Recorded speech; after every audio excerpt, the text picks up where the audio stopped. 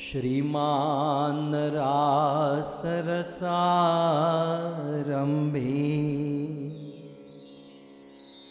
वंशीवट तट स्थित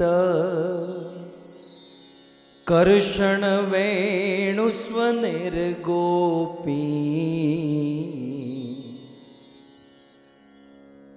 कर्षण वेणुस्वनिर्गोपी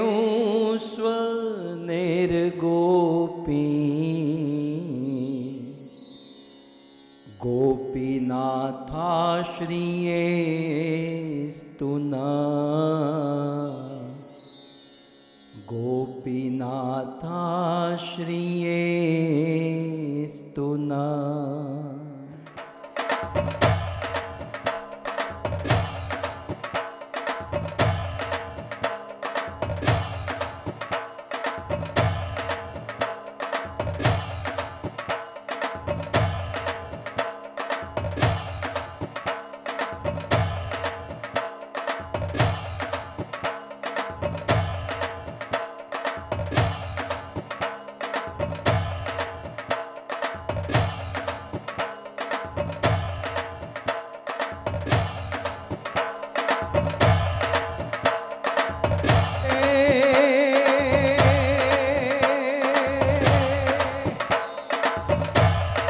राधे मेरी स्वामिनी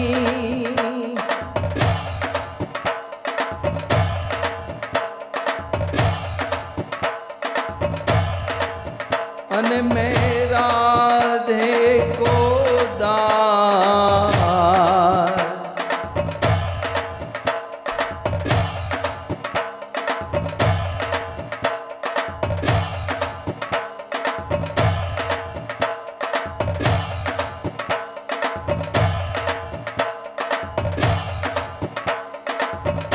राधे मेरी स्वामिनी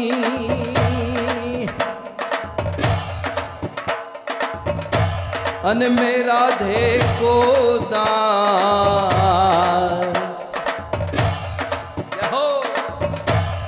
जन्म जन्म मोहे दीजियो ए श्री वृंदावनवास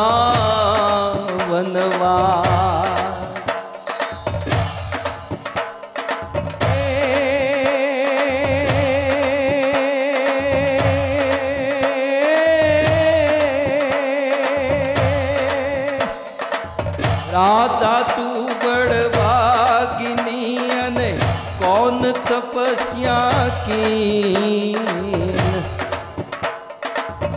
तीनों लोक के नाथ है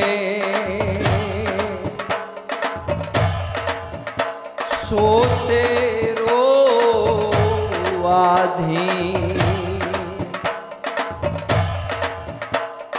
सब द्वारन को छाड़ के आयो तेरो द्वार अहो भानु की लाडली मेरी ओर निहार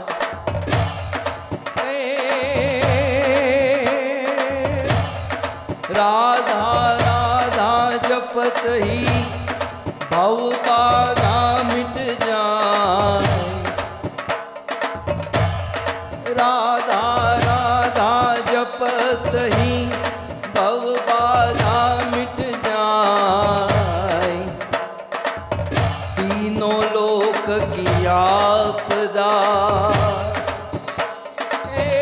राधा नाम ते जाए।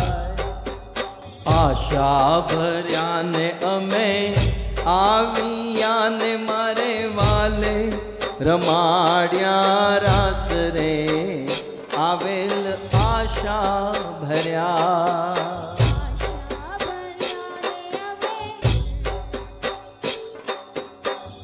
आविया ने मारे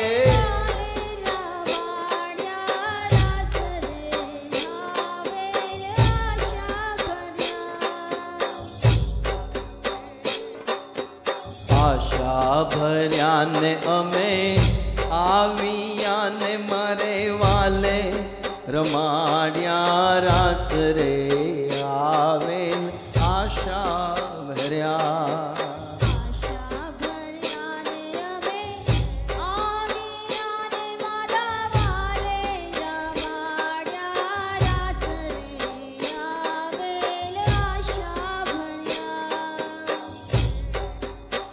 શરદ પૂનમની રાતડીને કાંઈ ચાંદો ચડ્યો યા કાશ રે આવ્યા આશા ભર્યા ને અમે આવ્યા ને મારે હાલો હાલો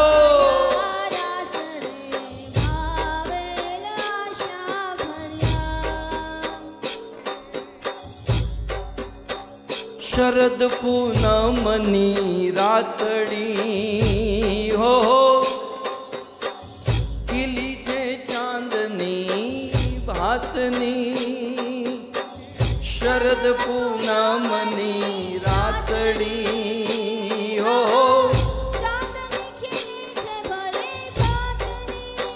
શરદ પૂનમની રાતડી હો ચાંદની ખીલી છે ભલી વાતની શરદ પૂનમની રાતડી હો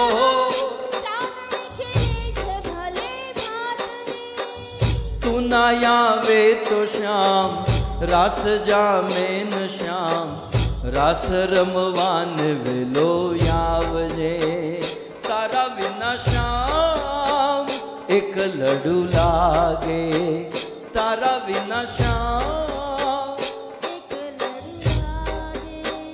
રાસ રમવાને વેલો આવજે રાસ રમવાને વેલો રાસ રમવાને વેલો આવજે રાસ રમવાને ગરબે ઘૂમતી ગોપીઓ સુની છે ગોકુળની શેરીઓ ગરબે ઘૂમતી ગોપીઓ સુની છે ગોકુળની શેરીઓ હો ગરબે ઘૂમતી ગોપીઓ સુની છે ગોકુળની શેરીઓ ગરબે ઘૂમતી ગોપીઓ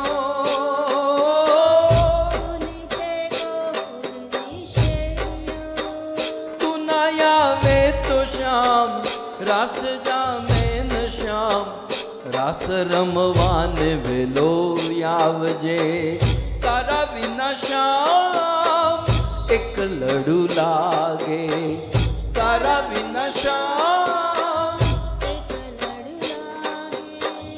રાસ રમવાને વેલો આવજે રાસ રમવાને વેલો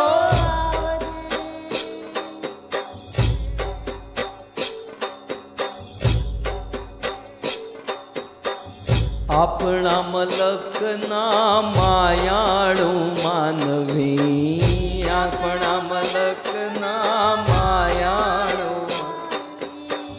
આપણા મલકના માયાળુ માનવી આપણા મલકના માયા મેલીને વયા જાશું મારા મહેરબાન હાલો ને આપણા મલકમાં માયા મેલીને વયા જાશું મારા મહેરબાન આપણા મલકમાં ઉતારા ઓરડા આપણા મલકમાં ઉતારા આપણા મલકમાં ઉતારા ઓરડા આપણા મલકમાં ઉતારા કરી છોડે छोड़े जाशु मारा मेहरबान हालो ने आपणा मलकमां जाशु मारा मेहरबान अपना मलक मां दातण दाड़मी अपना मलक मां दातणिया करी छोड़े जाशो मारा मेहरबान हालो ने अपना मलक मां दातणिया करी छोड़े जाशु मारा मेहरबान नागर नागर नंद जी ना लाल नागर नंद जी ना लाल रास रमंता मारी नथड़ी खोवाणी नागर नंद जी ना लाल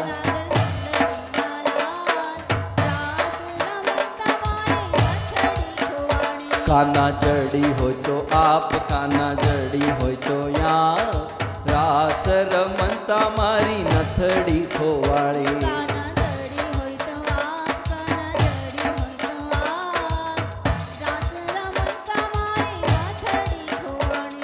राधा ढूंढ रही किसी ने मेरा शाम देखा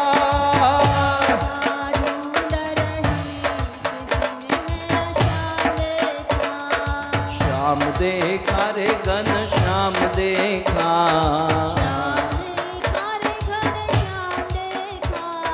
श्याम देखा रे घन श्याम देखा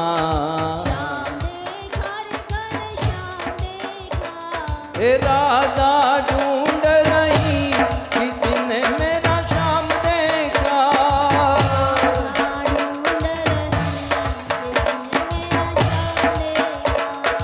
राधा तेरा श्याम हमने गोकुल में देखा राधा तेरा श्याम हमने गोकुल में देखा माखन चुराते हुए ओ राधा तेरा श्याम देखा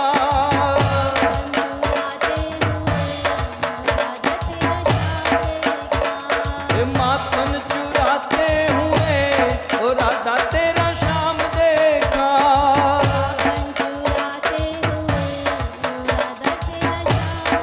राधा तेरा श्याम हमने गोवर्धन में देखा राधा तेरा श्याम हमने गोवर्धन में देखा गैया चराते हुए और राधा तेरा श्याम देखा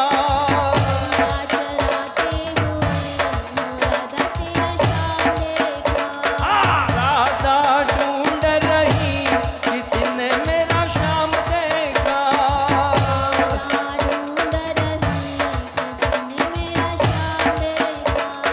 राधा तेरा श्याम हमने बरसाने में देखा राधा तेरा श्याम हमने बरसाने में देखा रास रचाते हुए और राधा तेरा श्याम देखा हो रास रचाते हुए और राधा तेरा श्याम देखा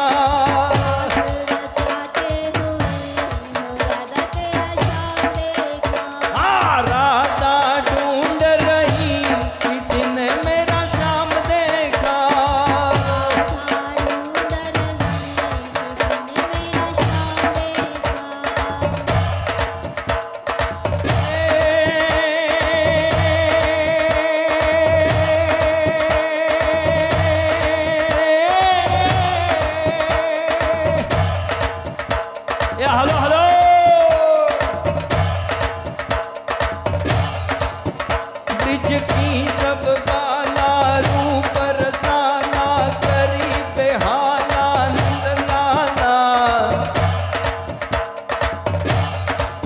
ब्रिज की सब बाला रूप रसाना करी बेहाना नंद लाला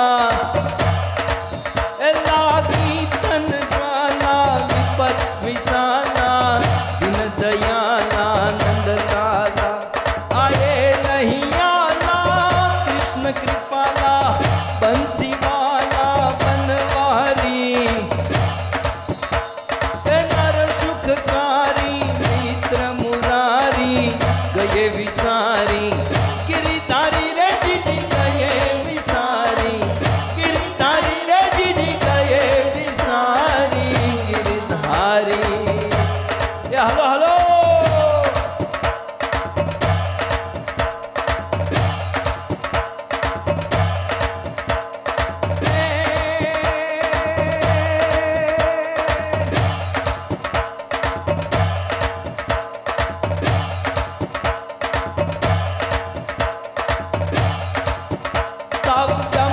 डमक जादूर दव डमक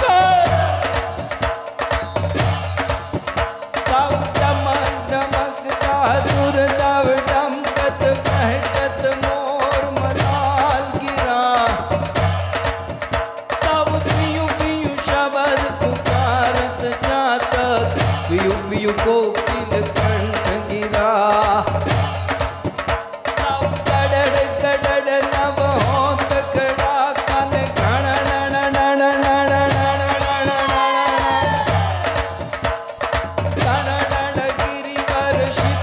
ध्रुजे गण रण पट पलड़ पलड़ पद घूंगर रंग भर सुंदर श्याम मेरे जी रंग भर सुंदर श्याम मेरे जी हरे कृष्णा कृष्णा कृष्णा हरे हरे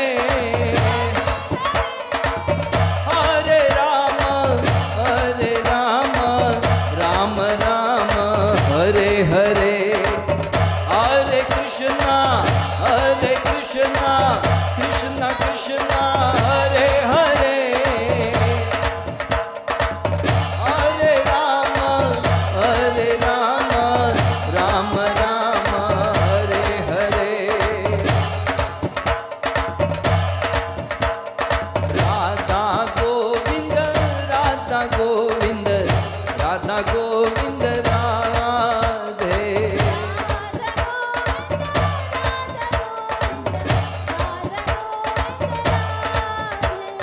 जगन्नाथ जगन्नाथ बलदेव जय सुभद्रा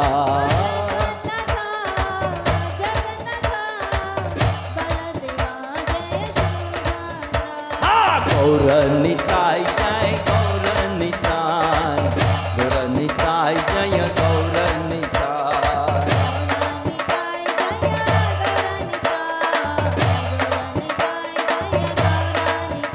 आहा प्रभुपाद श्रील प्रभुपाद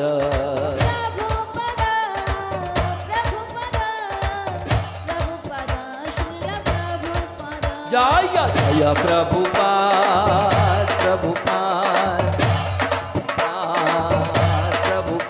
जय जय प्रभु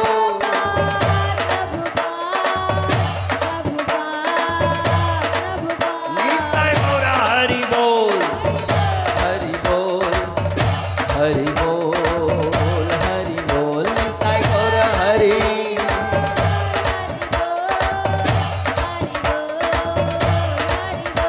युग धर्म हरि नाम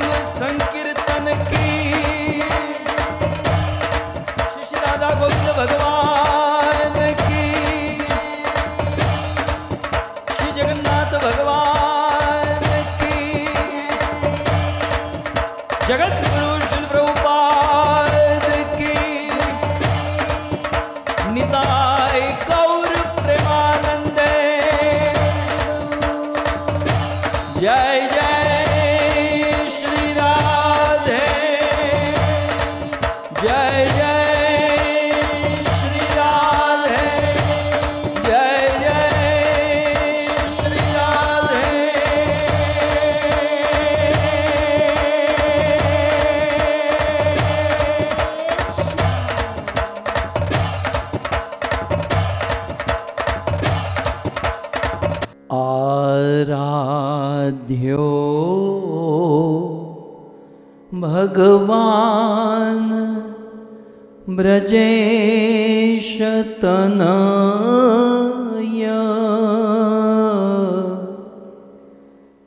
तद्धाम वृंदावन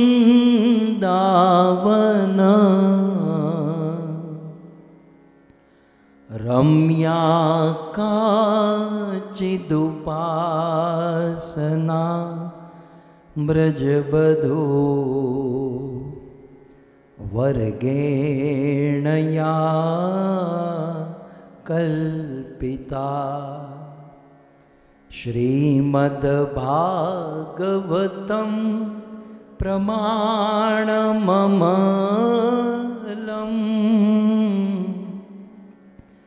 प्रेमापुमर्तो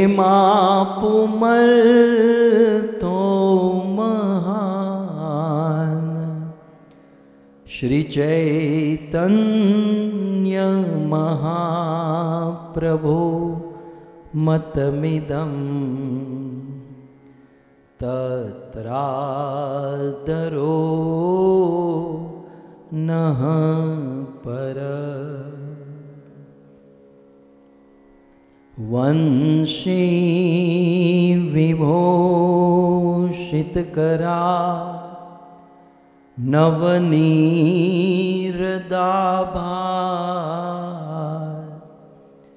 पीतांबर दरुणबिंबफल दरोष्ठा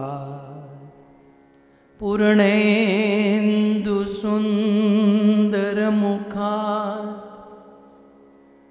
अरविन्दनेत्रात् कृष्णात् परं किमपि तत्व अहं न जाने करारविन्दे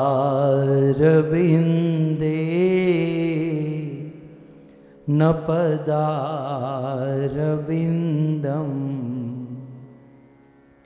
मुखारविन्दे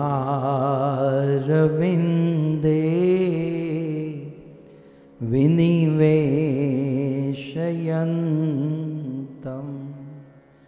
वटस्य पत्रस्य पुटे शयानम् बालं मुकुन्दं मनसा स्मरामि। ॐ नमो भगवते वासुदेवाय।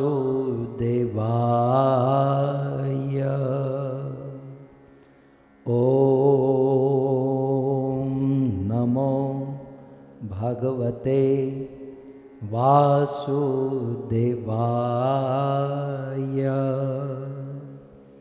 ॐ नमो भगवते वासुदेवाय।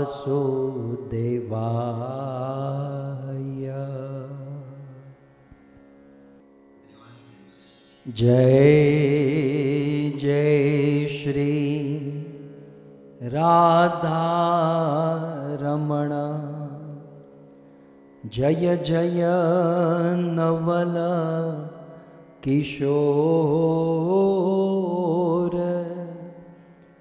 जय गोपी चित चोर प्रभो,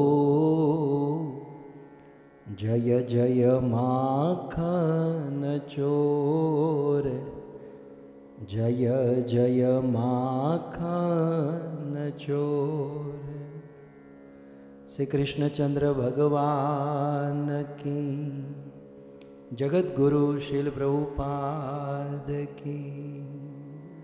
उपस्थित भगवत कथा अनुरागी पधारे हुए भक्त वृंद, इस सभा को परम सुशोभित करने वाले हमारे अंतर्राष्ट्रीय कृष्ण भावनामृत संघ इस्कॉन के वरिष्ठ भक्तगण, दूर दूर से, देश विदेश से, फेसबुक, यूट्यूब आदि के माध्यम से बड़ी भारी मात्रा में इस कथा का श्रवण करने वाले समस्त श्रोतागण, श्रीमद् भागवत कथा के तृतीय दिवस में पुनः एक बार हार्दिक स्वागत एवं आप सब के चरणों में हमारा प्रणाम। राधे श्याम। प्रेम की ध्वजा गोपिया, इस गोपी का गीत में अपना प्रेम, अपना भाव भगवान श्री कृष्ण को व्यक्त कर रही है और कृष्ण से कामना कर रही है कि हे कृष्ण, आप अपना हस्त कमल हमारे मस्तक पर रखिए। कृष्ण, आप हमें दर्शन दीजिए। और इस प्रस्तुत श्लोक में कहती हैं, कृष्ण आप अपना चरण कमल हमारे हृदय पर रख दीजिए। प्रणत देहि नाम पाप कर्षणम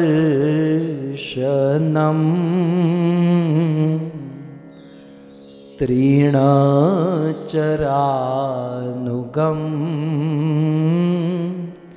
श्रीनिकेतनम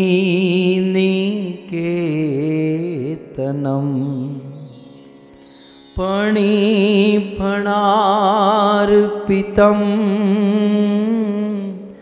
ते पदाम्बुजं कृणो कुचेषु न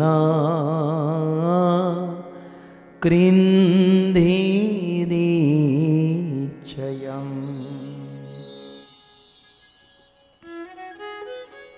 हे कृष्ण, हे श्याम सुंदर, ते पदाम्बुजम कृणु कुचेषु कृन्धिरीच्छयम्।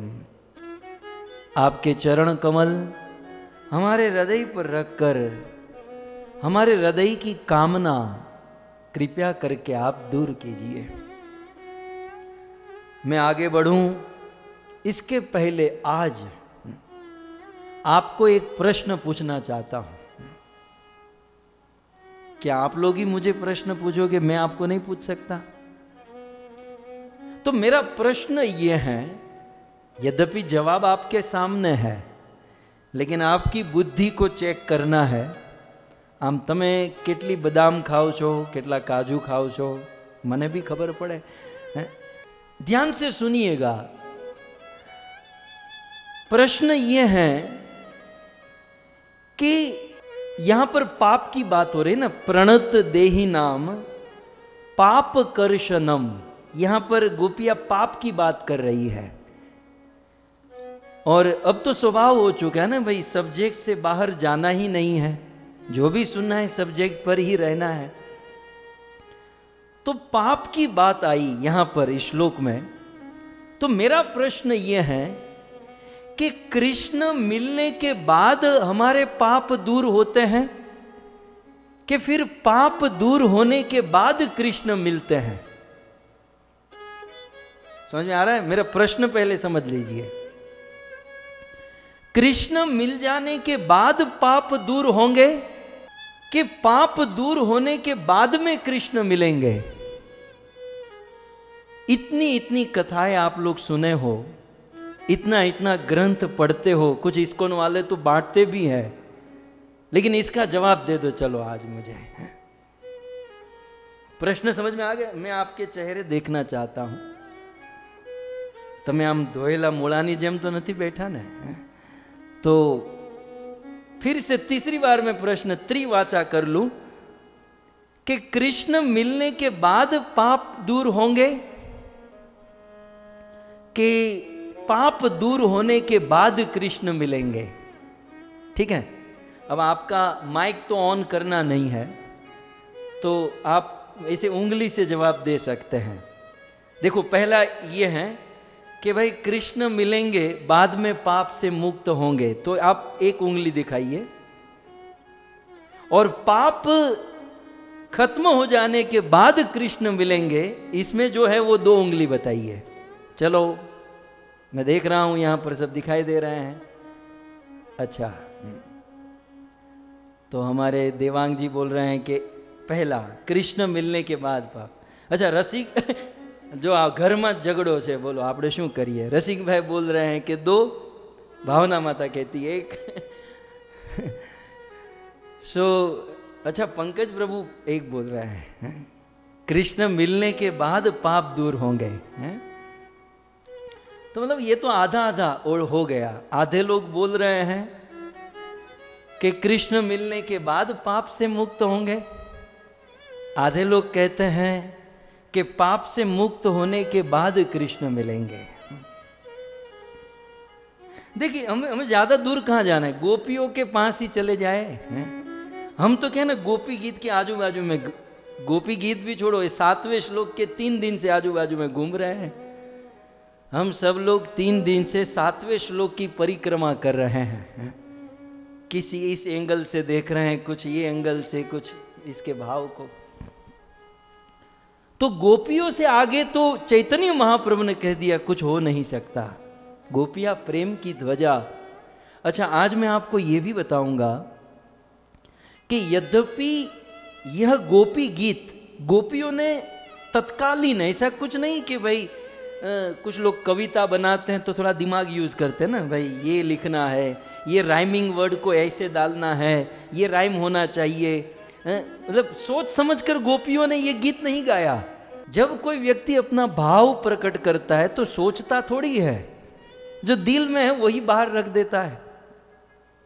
यद्यपि गोपियों ने यह गीत तात्कालिक गाया, तुरंत अपना भाव कृष्ण के सामने, लेकिन हमारे आचार्यों ने गोपियों के द्वारा गाए हुए इस गीत को वेद की ऋचाओं के साथ कनेक्ट किया। गोपियों को तो ये सब पता नहीं था ना, उन्होंने वेद कहां पढ़े थे, बेचारी स्कूल कॉलेज में भी नहीं गई होगी। गोपियां मुझे नहीं लगता है कि कहीं पढ़ने लिखने आप लोगों की तरह डिग्री प्राप्त करने गई होगी, नहीं। लेकिन गोपियों ने ये गीत गा दिया और फिर आचार्यों ने बहुत काम किया कि बोले इस गोपी गीत को वेदों की ऋचाओं के साथ, वेदों के मंत्रों के साथ मिलान किया गया। कुछ ऋग्वेद, कुछ सामवेद, कुछ अथर्व में ये गोपियों का गीत मिलान होता है। मैं आज आपको दिखाऊंगा किस प्रकार से ये गोपी गीत वेदों में किस ऋचा के साथ, किस मंत्र के साथ कनेक्ट होता है। खैर, तो ये सब बाद में, पहले तो ये प्रश्न है कि कृष्ण मिलने के बाद पाप दूर होंगे कि पाप दूर होने के बाद कृष्ण मिलते हैं। कभी कभी हम लोग बहुत पढ़ते हैं, सुनते हैं, लेकिन फिर भी ऐसी छोटी छोटी बातों में हम मार खा जाते हैं। क्यों? क्योंकि किसी सद्गुरु का आश्रय नहीं किया, किसी सद्गुरु के चरणों में बैठकर ग्रेजुअली हमने इस ज्ञान को, इस भक्ति को ग्रहण नहीं किया।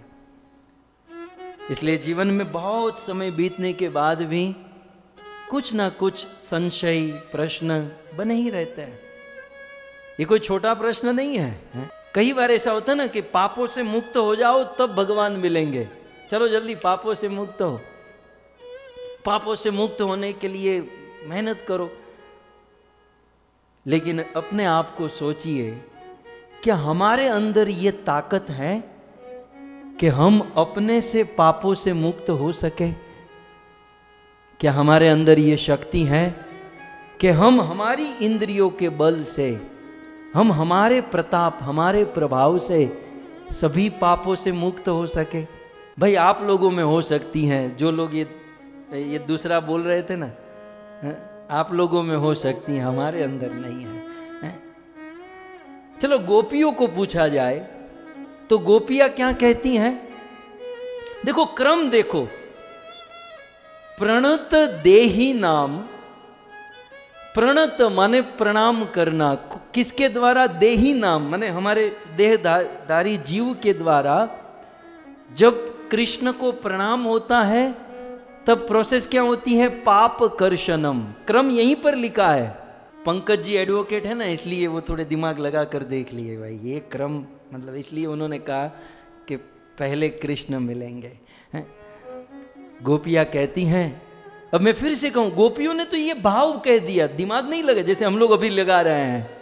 हम लोग दिमाग लगा रहे हैं, वैसे गोपियाँ दिमाग नहीं लगा रही थी। उन्होंने तो उसका भाव था, लेकिन इसके पीछे कितना बड़ा दर्शन कि पहले प्रणत, प्रणत माने प्रणाम करना, विनम्रता, झुकना, है ना, कुछ शरीर से कुछ उद्यम करना। जब प्रणत देही नाम, देहधारी जीव जब प्रणाम करता है तब पाप कर्षणम, तब सारे पाप दूर होते हैं। तो प्रणाम करेंगे तो पाप दूर होंगे, इसका अर्थ है ना, प्रणाम करने के बाद पाप दूर होंगे। लेकिन प्रणाम किसको? हवा को करेंगे? प्रणाम किसको करेंगे? प्रणाम करने के लिए बंदा सामने होना तो चाहिए। तो इसका अर्थ क्या हुआ? कृष्ण सामने होंगे, हम प्रणाम करेंगे, तब जाकर पाप से मुक्त होंगे। इसका अर्थ ये हुआ पहले कृष्ण मिलेंगे फिर पापों से मुक्त होंगे। जो लोग इस चक्कर में हैं कि पापों से मुक्त होने के बाद कृष्ण मिलेंगे, ढूंढते रहो, खोजते रहो, क्योंकि पापों से मुक्ति तो हो ही नहीं सकती बिना कृष्ण के। सो क्रम यह है कि पहले कृष्ण का मिलना और फिर पापों से मुक्त होना। सो प्रणत देही नाम, देहधारी जीव जब कृष्ण को देखता है, कृष्ण से मिलता है और कृष्ण को प्रणाम करता है, तब जाकर कृष्ण उनके सारे पाप दूर कर देते हैं। सो सार ये है, सिद्धांत ये है कि पहले भगवान मिलेंगे और फिर हम पापों से मुक्त होंगे। लेकिन प्रैक्टिकली गोपियों से तो कृष्ण इतने दूर नहीं थे, क्योंकि गोपियां ब्रज में थीं और कृष्ण उसी ब्रज के किसी कुंज में, किसी वन में खो गए थे। लेकिन प्रैक्टिकली हम हमारे जीवन में देखें कि भाई भगवान मिलने के बाद ही पापों से मुक्त होंगे, तो हमसे तो भगवान कितने दूर है। मतलब पहले तो यह भगवान से मिलना ही मुश्किल है और फिर वो मिलेंगे फिर पापों से मुक्ति। तो फिर हमें, संसार के जीव को, हमारे जैसे साधारण जीव को, यदि पापों से मुक्त होना है तो कृष्ण से मिलना होगा और फिर पापों से मुक्ति। तो कृष्ण से कैसे मिलना होगा? हम और आप आज भी कृष्ण से मिल सकते हैं और पापों से मुक्त हो सकते हैं। तब श्रीमद् भागवत जी में सूत गोस्वामी और सुखदेव गोस्वामी दोनों ने अपना मत दिया कि भगवान कृष्ण और भगवान श्री कृष्ण की कथा में कोई अंतर नहीं है। कृष्ण में और कृष्ण की कथा में कोई अंतर नहीं है। जब आप कृष्ण कथा सुनते हो, इसका अर्थ है कि आप कृष्ण के साथ बैठे हो। मैं आपको प्रमाण के साथ कहूं, श्रीमद् भागवतम प्रथम स्कंद 2 अध्याय और 17वां श्लोक क्या कहते हैं? शृण्वताम स्वकथाम कृष्ण। कृष्ण की कथा और कृष्ण में कोई अंतर नहीं है। तो प्रोसेस ये है कि हमें पापों से मुक्त होने के लिए क्या करना है? शृण्वताम, हमें सुनना होगा। क्या सुनना होगा? स्वकथा, कृष्ण कथा। क्योंकि कृष्ण की कथा में और स्वयं कृष्ण में कोई अंतर नहीं है। तो जब हम शृण्वताम स्वकथाम कृष्ण, जब हम कृष्ण की कथा सुनते हैं, कृष्ण की कथा कैसी है? कथा की विशेषता बताते हुए कहा, पुण्य श्रवण कीर्तन। कृष्ण कथा पुण्य देने वाली है और श्रवण और कीर्तन मात्र से कृष्ण कथा पवित्र करने वाली है। तो नैमिषारण्य के ऋषि मुनियों ने पूछा कि श्रवण मात्रेण मंगलम, आगे आएगा तव कथामृतम श्लोक में, कि भाई केवल श्रवण और कीर्तन करने से ही पुण्य माने पवित्र हो जाते हैं? बोले हाँ। क्यों? क्योंकि कृष्ण में और कृष्ण कथा में कोई अंतर नहीं है। बोले ये बात ठीक है, लेकिन प्रोसेस क्या है? मतलब ये टेक्निकल कैसे काम करता है? तो दूसरी लाइन में कहते हैं कि जब हम कृष्ण कथा सुनते हैं तो कृष्ण कथा जो कान में जा रही ना, अभी मेरे शब्द कृष्ण कथा भागवत के शब्द कर्ण में जा रहे हैं, वो कान में कृष्ण जा रहे हैं। ये कथा के माध्यम से हम कृष्ण को कानों से अंदर ले रहे हैं। तो क्या कहते हैं दूसरे लाइन में, हृदि अंतस्थो ही भद्राणी, वो कथा के माध्यम से कानों से कृष्ण हृदय में आ जाते हैं। और हमारे हृदय में क्या है तो हम ही जानते हैं। इतना कचरा भरा हुआ है, काम, क्रोध, लोभ, मोह, मद, मात्सर्य।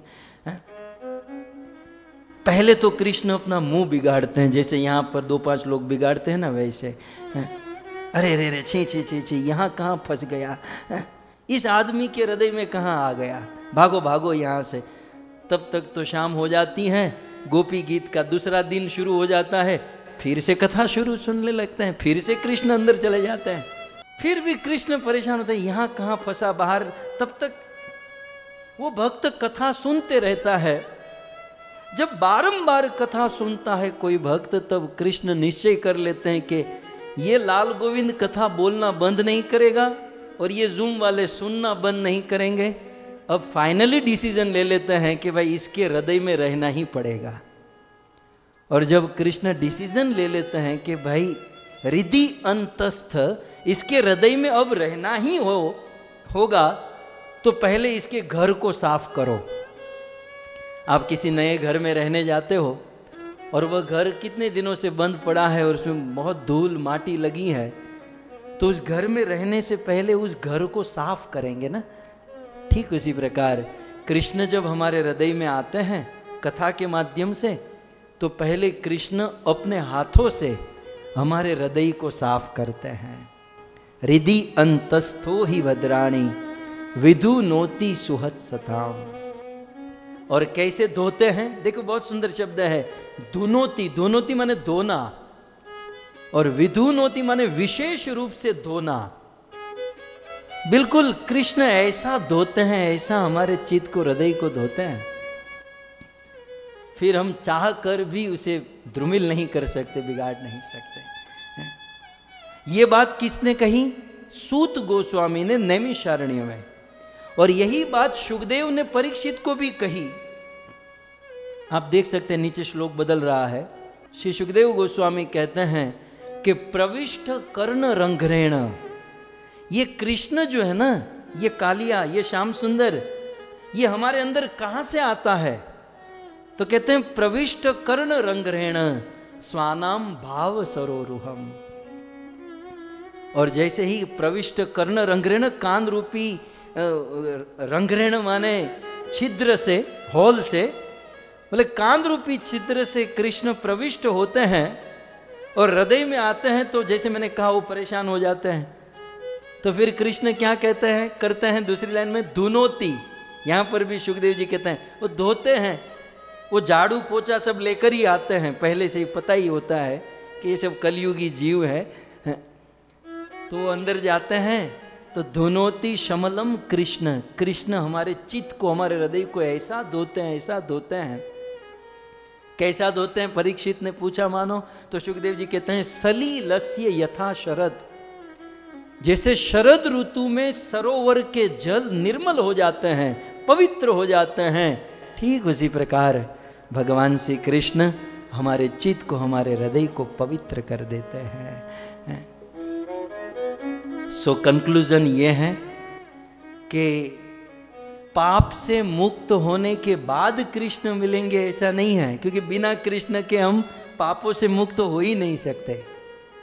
सिद्धांत ये है कि कृष्ण मिलने के बाद हम पापों से मुक्त होंगे। तो उस कृष्ण को कैसे मिला जाए? उनकी कथा के माध्यम से। मुख्य है कथा। फिर कथा के साथ साथ और भी बहुत सारी चीजें हैं जो गोपियां यहां कहती हैं। प्रणत देहि नाम, कथा सुनना और प्रणाम करना।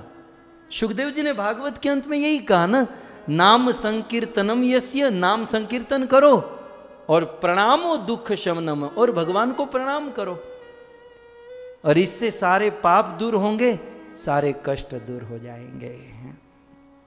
तो इस प्रकार हमारा परम सौभाग्य है जगत गुरु श्रील प्रभुपाद जी की कृपा से, गुरुदेव के अनुग्रह से और आप सब के सहयोग से हम रोज श्रीमद् भागवत कथा का श्रवण कर रहे हैं और इस कथा के माध्यम से भगवान श्री कृष्ण हमारे चित्त को साफ करते हैं और धीरे धीरे भगवत प्रेम की ओर हम अग्रसर होते हैं। ये तो हुआ प्रणत देही नाम के ऊपर एक बात है। और एक बात बताऊं कि प्रणत देही नाम पाप कर्षणम, अभी हम लोग पाप की चर्चा कर रहे हैं। पाप कर्षणम के ऊपर एक आचार्य कहते हैं कि पाप को काटने का दो उपाय है। पाप से मुक्त होने का, पाप को काटने के दो तरीके हैं। बोले एक तरीका ये है कि आप इतने बड़े हो जाओ, इतने बड़े कि वो पाप आपको छू ही ना सके, मतलब आपके सामने वो पाप कुछ दिखाई समझ में ही ना आए। माने आप इतने बड़े हो जाओ, मतलब देश से, जाति से, मजहब से या अनंत कोटि ब्रह्मांड से भी बड़े हो जाओ, ताकि पाप बहुत छोटा हो जाए, पाप आपकी नजर में गिनती में ही ना आए, तो पाप आपको परेशान नहीं करेगा। तो ये बड़े होने की जो प्रणाली है ये किसकी है जानते हैं? ये ज्ञानियों की है। जो ज्ञानी है और ध्यानी है वो लोग बड़ा बनना चाहते हैं। हम ब्रह्म बन जाएंगे, हम ब्रह्म में लीन हो जाएंगे, वो सब बड़े बनने की प्रणाली है कि हम बहुत इतने बड़े हो जाए कि हमारे पाप छोटे हो जाए, कट जाए। सो ज्ञानी बड़ा होता है। लेकिन दूसरा तरीका क्या है कि अपने आप को इतना छोटा बना लो, इतना छोटा बना लो, इतना छोटा बना लो कि वह पाप आपको बांध ही न पाए। मतलब किसी लड़के को बांधना हो तो रस्सी आप लाओगे, रस्सी से किसी लड़के को बांध दोगे। जैसे हम अगले महीने कृष्ण को बांधने वाले हैं कसकर, लेकिन किसी चींटी को बांधना हो तो वो रस्सी आप कितना भी घिसोगे, कितनी भी गांठ लगाओगे, चींटी थोड़ी उसमें बंधन में आएगी। लड़का है इसलिए बंधन है, यदि चींटी बन गया तो कोई बंधन नहीं। अपने आप को बिल्कुल छोटा बना लेने से, एकदम छोटा बना लेने से पाप हमें बांध नहीं सकता। अब दो तरीके हैं पापों से मुक्त होने के, पापों को काटने के। एक तो बड़ा बनाना, अपने आप को बड़ा बना लो, तो वो तो ज्ञान मार्ग है। लेकिन अपने आप को छोटा बना लेना, एकदम छोटा, एकदम, वो है भक्ति मार्ग है। यहां गोपियों को पूछा जाए आपको कौन सा मार्ग अच्छा लगता है, तब गोपियां कहती हमें तो छोटा बनना ही अच्छा लगता है। इसलिए प्रणत देहि नाम पाप कर्षणम, प्रणत देहि नाम पाप कर्षणम।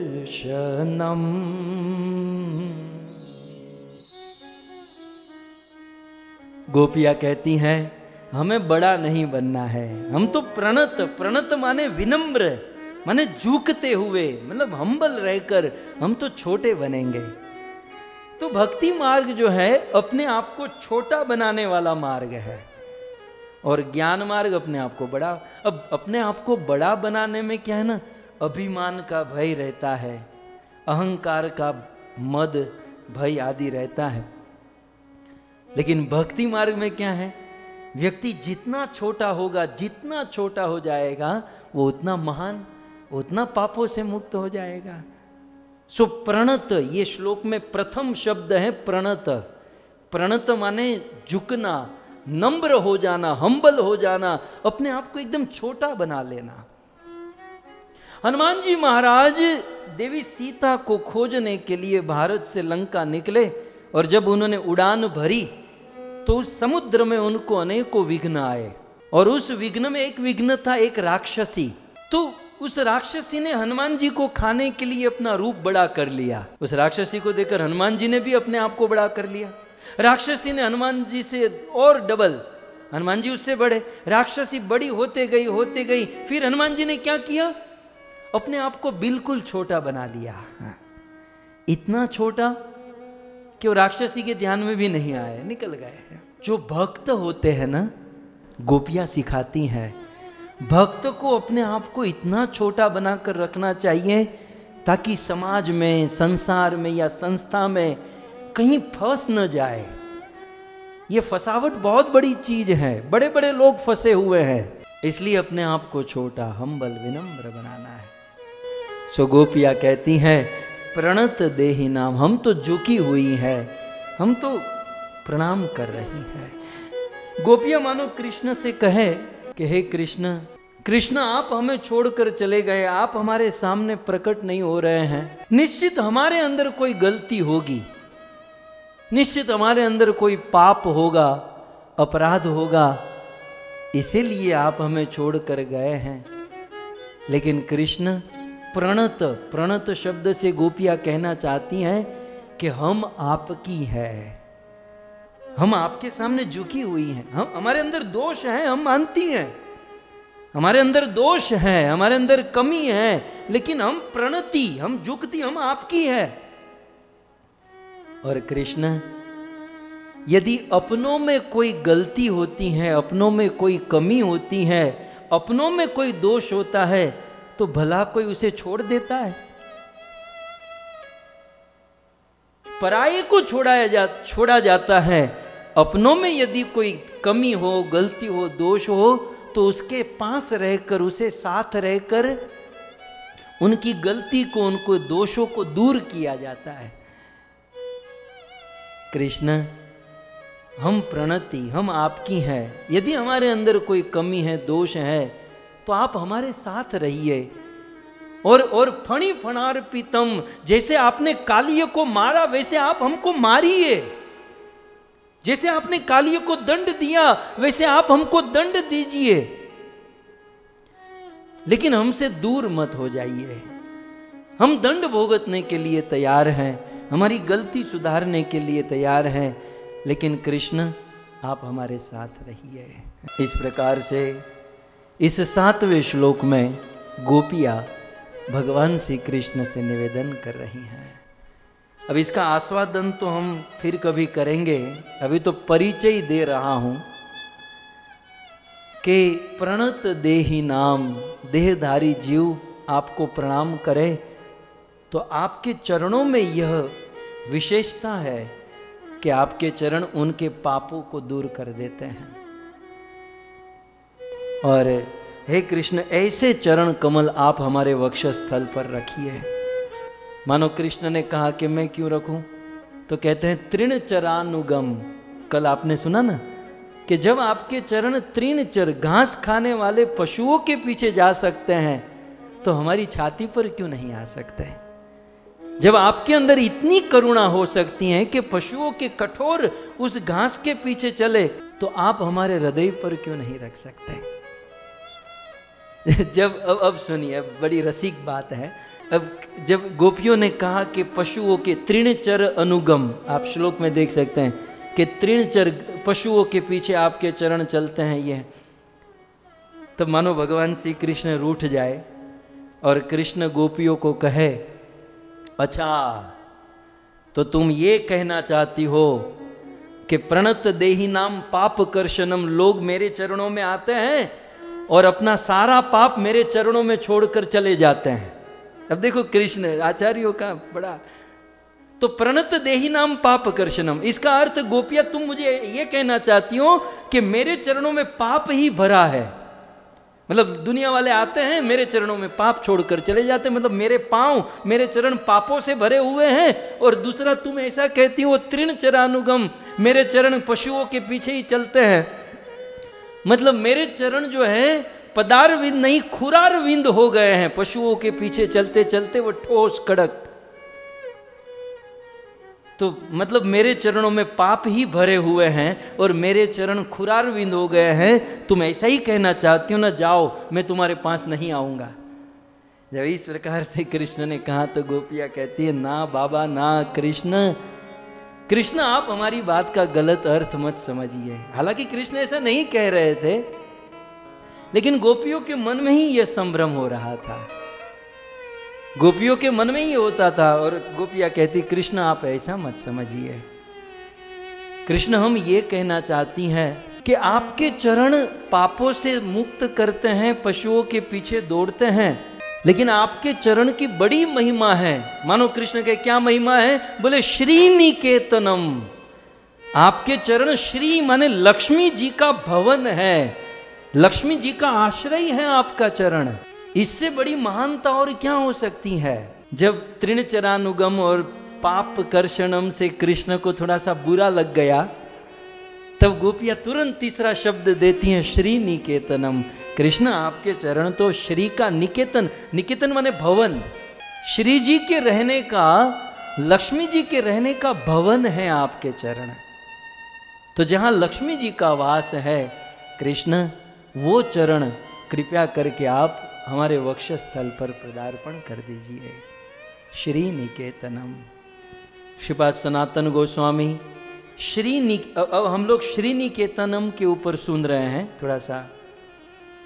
श्रीपाद सनातन गोस्वामी कहते हैं श्री निकेतनम माने, उसके ऊपर टीका लिखते हैं, मानो भगवान श्री कृष्ण कहे ननु सुष्टु शोभनेषु युष्माकम स्तनेषु कथम पदार्पणम कर्तुम युज्यत इति यत आहु।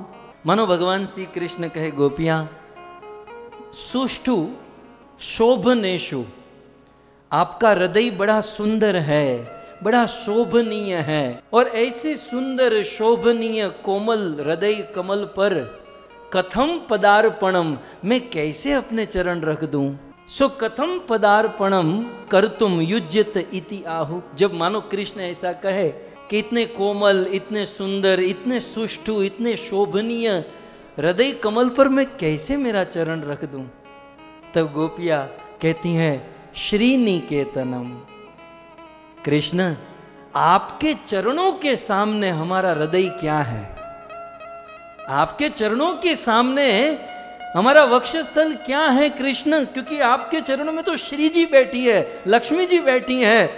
श्री निकेतनम, सनातन गोस्वामी कहते हैं कि आपके चरण सर्व अतिशय शोभास्पद त्वात् अलंकारण वर्यणम एव भाव इति अर्थः। भक्तों ये थोड़ा बहुत संस्कृत समझ में आए ना तो आनंद आनंद हो जाए। मैं ये पूरा संस्कृत को हिंदी में करने में भी थोड़ा सा भाव भंग हो जाता है ना, थोड़ा सा ये कनेक्शन टूट जाता है। बाकी सीधा कोई संस्कृत समझे ना, बड़ा आनंद देने वाली चीज है ये। श्रीपाद सनातन गोस्वामी कहते हैं मनो कृष्ण कहे कि इतने कोमल, इतने सुंदर, सुष्ठु शोभनेषु वक्षस्थल पर मैं मेरा चरण कैसे रख दूं। तब गोपियां कहती हैं कृष्ण हमारे वक्षस्थल की वास्तविक शोभा तो आपके चरणों से ही तो है। यदि हमारे हृदय में, हमारे वक्षस्थल पर आपके चरण नहीं तो हमारी क्या शोभा है। तो कृष्ण के चरणों की शोभा श्री निकेतनम के द्वारा कहती हैं कि सर्व अतिशयी शोभास्पद। इस दुनिया में कृष्ण आपके चरणों से अधिक शोभा किसकी हो सकती है? आप कहते हो कि हमारा हृदय सुष्ठु है, शोभनीय है। नहीं कृष्ण, हमारे हृदय से भी अधिक शोभनीय आपके चरण है। सर्व अतिशय शोभास्पद तव, सबसे अधिक शोभास्पद यदि कोई है तो वो आपके चरण है। और इसीलिए अलंकार वर्यणम एव कृष्ण, ये आपके चरण हमारे हृदय में आएंगे ना तो हमारा हृदय अलंकारित हो जाएगा। वास्तविक हमारे हृदय का अलंकार वो सोना गहना चैन नहीं है, आपके चरण है। भूषणम भूषणांगम, आभूषण के भी आभूषण है कृष्ण आपके चरण। और सभी अलंकारों की अलंकार साक्षात लक्ष्मी देवी जो आपके चरणों में बैठी हैं। और ऐसे श्री कर श्री निकेतनम, ऐसे चरण कमल हमारे हृदय में आ जाए तब तो कहना ही क्या कृष्ण। गोपियों का अद्भुत भाव आज कृष्ण के सामने प्रस्तुत हो रहा है। कृष्ण के चरणों की महिमा गोपियों ने कहा श्री निकेतनम। श्री लक्ष्मी जी जहां पर रहती हैं प्रभु। एक बार क्या हुआ, भगवान ने लक्ष्मी जी को अपने हृदय में स्थान दे दिया। आप जानते ना, भगवान विष्णु के वक्षस्थल में श्री जी की रेखा है, मतलब लक्ष्मी जी रहती है। અને લક્ષ્મીજી આપણે ગુજરાતીમાં કે ને હરખ ફદુડા થઈને ભગવાનના વક્ષસ્થલમાં બેસી ગયા। भगवान ने क्या सोच के लक्ष्मी जी को हृदय में बिठाया? भगवान ने सोचा, ध्यान से सुनिएगा, आचार्यों ने बहुत सुंदर भाव दिया। भगवान ने सोचा कि लाखों लोग मेरा दर्शन करने आते हैं और मेरा दर्शन करते तो मुझे भी थोड़ा सा जेन्युइन बन के रहना पड़ता है। यदि लक्ष्मी को यहां बिठा दूं तो सब लोग लक्ष्मी को देखते रहेंगे और मैं छूट जाऊंगा, मैं मगजमारी से छूट जाऊंगा। और ऐसा ही होता है। ओम जय जगदीश हरे, सुख संपत्ति घर आवे। लक्ष्मी तो चाहिए सबको, तो जिसको लक्ष्मी चाहिए ना, एक दृष्टि से भगवान खुश रहते हैं कि चलो ये लक्ष्मी ले जाए, मैं तो छूट जाऊंगा। परेशानी भगवान को कब होती है? जब न धनम न जन्म न सुंदरी, जब धन को ठुकरा देता है, जन को ठुकरा देता है, तब भगवान का दिमाग चकराने लगता है कि ये किस माटी का बना है, इसको न धन चाहिए न जन न सुंदरी। तब भगवान सोचते हैं कि अब मुझे यहाँ से निकलना पड़ेगा और इस भक्त के पास जाना पड़ेगा। तो छूटने के लिए भगवान ने लक्ष्मी जी को अपने हृदय में बिठा दिया और लक्ष्मी जी बैठ गई कि चलो मैं भी देखूंगी कि कौन मेरे पति को आलिंगन करता है, कौन मेरे पति से आलिंगन करता है, कौन मेरे पति के पास आते हैं। लक्ष्मी जी बैठ गई। तो लक्ष्मी जी ने देखा, कुछ दिन तक लक्ष्मी जी भगवान के वक्षस्थल पर बैठी। फिर लक्ष्मी जी को पता चला, यार ये प्रभु के छाती में वक्षस्थल में बैठना ये तो घाटा है, ये तो बहुत बड़ा लॉस है। फिर भगवान को कहते हैं, प्रभु जरा यहाँ से मुझे बाहर निकालो, मतलब वक्षस्थल से थोड़ा सा ऐसे बाहर लाओ। तो वक्षस्थल से बाहर निकाला। बोले क्या है? बोले प्रभु मुझे आपके वक्षस्थल में नहीं बैठना है, मुझे आपके चरणों में बैठना है। तब भगवान ने कहा, देखो चरणों में ऑलरेडी तुलसी देवी है, तुलसी पत्र कहाँ, तुलसी का वास कहाँ? भगवान के चरणों में है। आपकी जानकारी के लिए, राधा रानी के चरणों में भी तुलसी नहीं लगाई जाती, तुलसी केवल और केवल ठाकुर जी के चरणों में होती है। तो बोले मेरे चरणों में तो तुलसी का वास है। लक्ष्मी जी ने यहां तक सैक्रिफाइस किया कि मैं तुलसी की सौतन बनकर रहूंगी।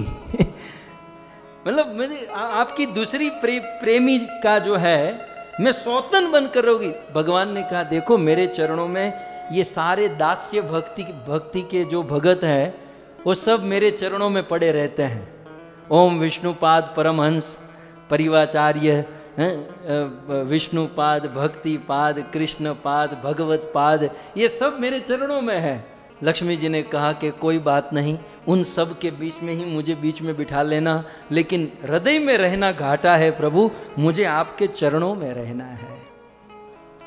और फिर तो यदवांछया श्रीललना अचर तपो। फिर तो लक्ष्मी जी जीद कर बैठी कि मुझे आपके चरणों में। तब भगवान ने कहा, देखो मेरे चरणों में यदि तुम्हें स्थान चाहिए तो ऑलरेडी मेरे चरणों में प्रणत देही नाम गोपिया है, तुलसी जी है। आपको व्रजवासियों के पद चिन्हों पर चलना होगा, तब जाकर मेरे चरणों में वास मिलेगा। तब श्रीमद् भागवत के 10वें स्कंद के 29वें अध्याय में बहुत सुंदर, श्रीर्यत् पदाम्बुजरज श्चक में तुलस्या लब्ध्वापि वक्षसि पदं किल भ्रूत्यजूष्टम् यस्या स्ववीक्षणयुता न्यसुर प्रयास तद्वयं च तव पादरज प्रपन्ना। देखिए, इस श्लोक को समझने के लिए दूसरी लाइन से शुरू करना होगा। सेकंड लाइन से कहते हैं, यस्य स्ववीक्षण उतान्य सुर प्रयासस। सूर शब्द को पकड़ लीजिए, सूर माने देवता।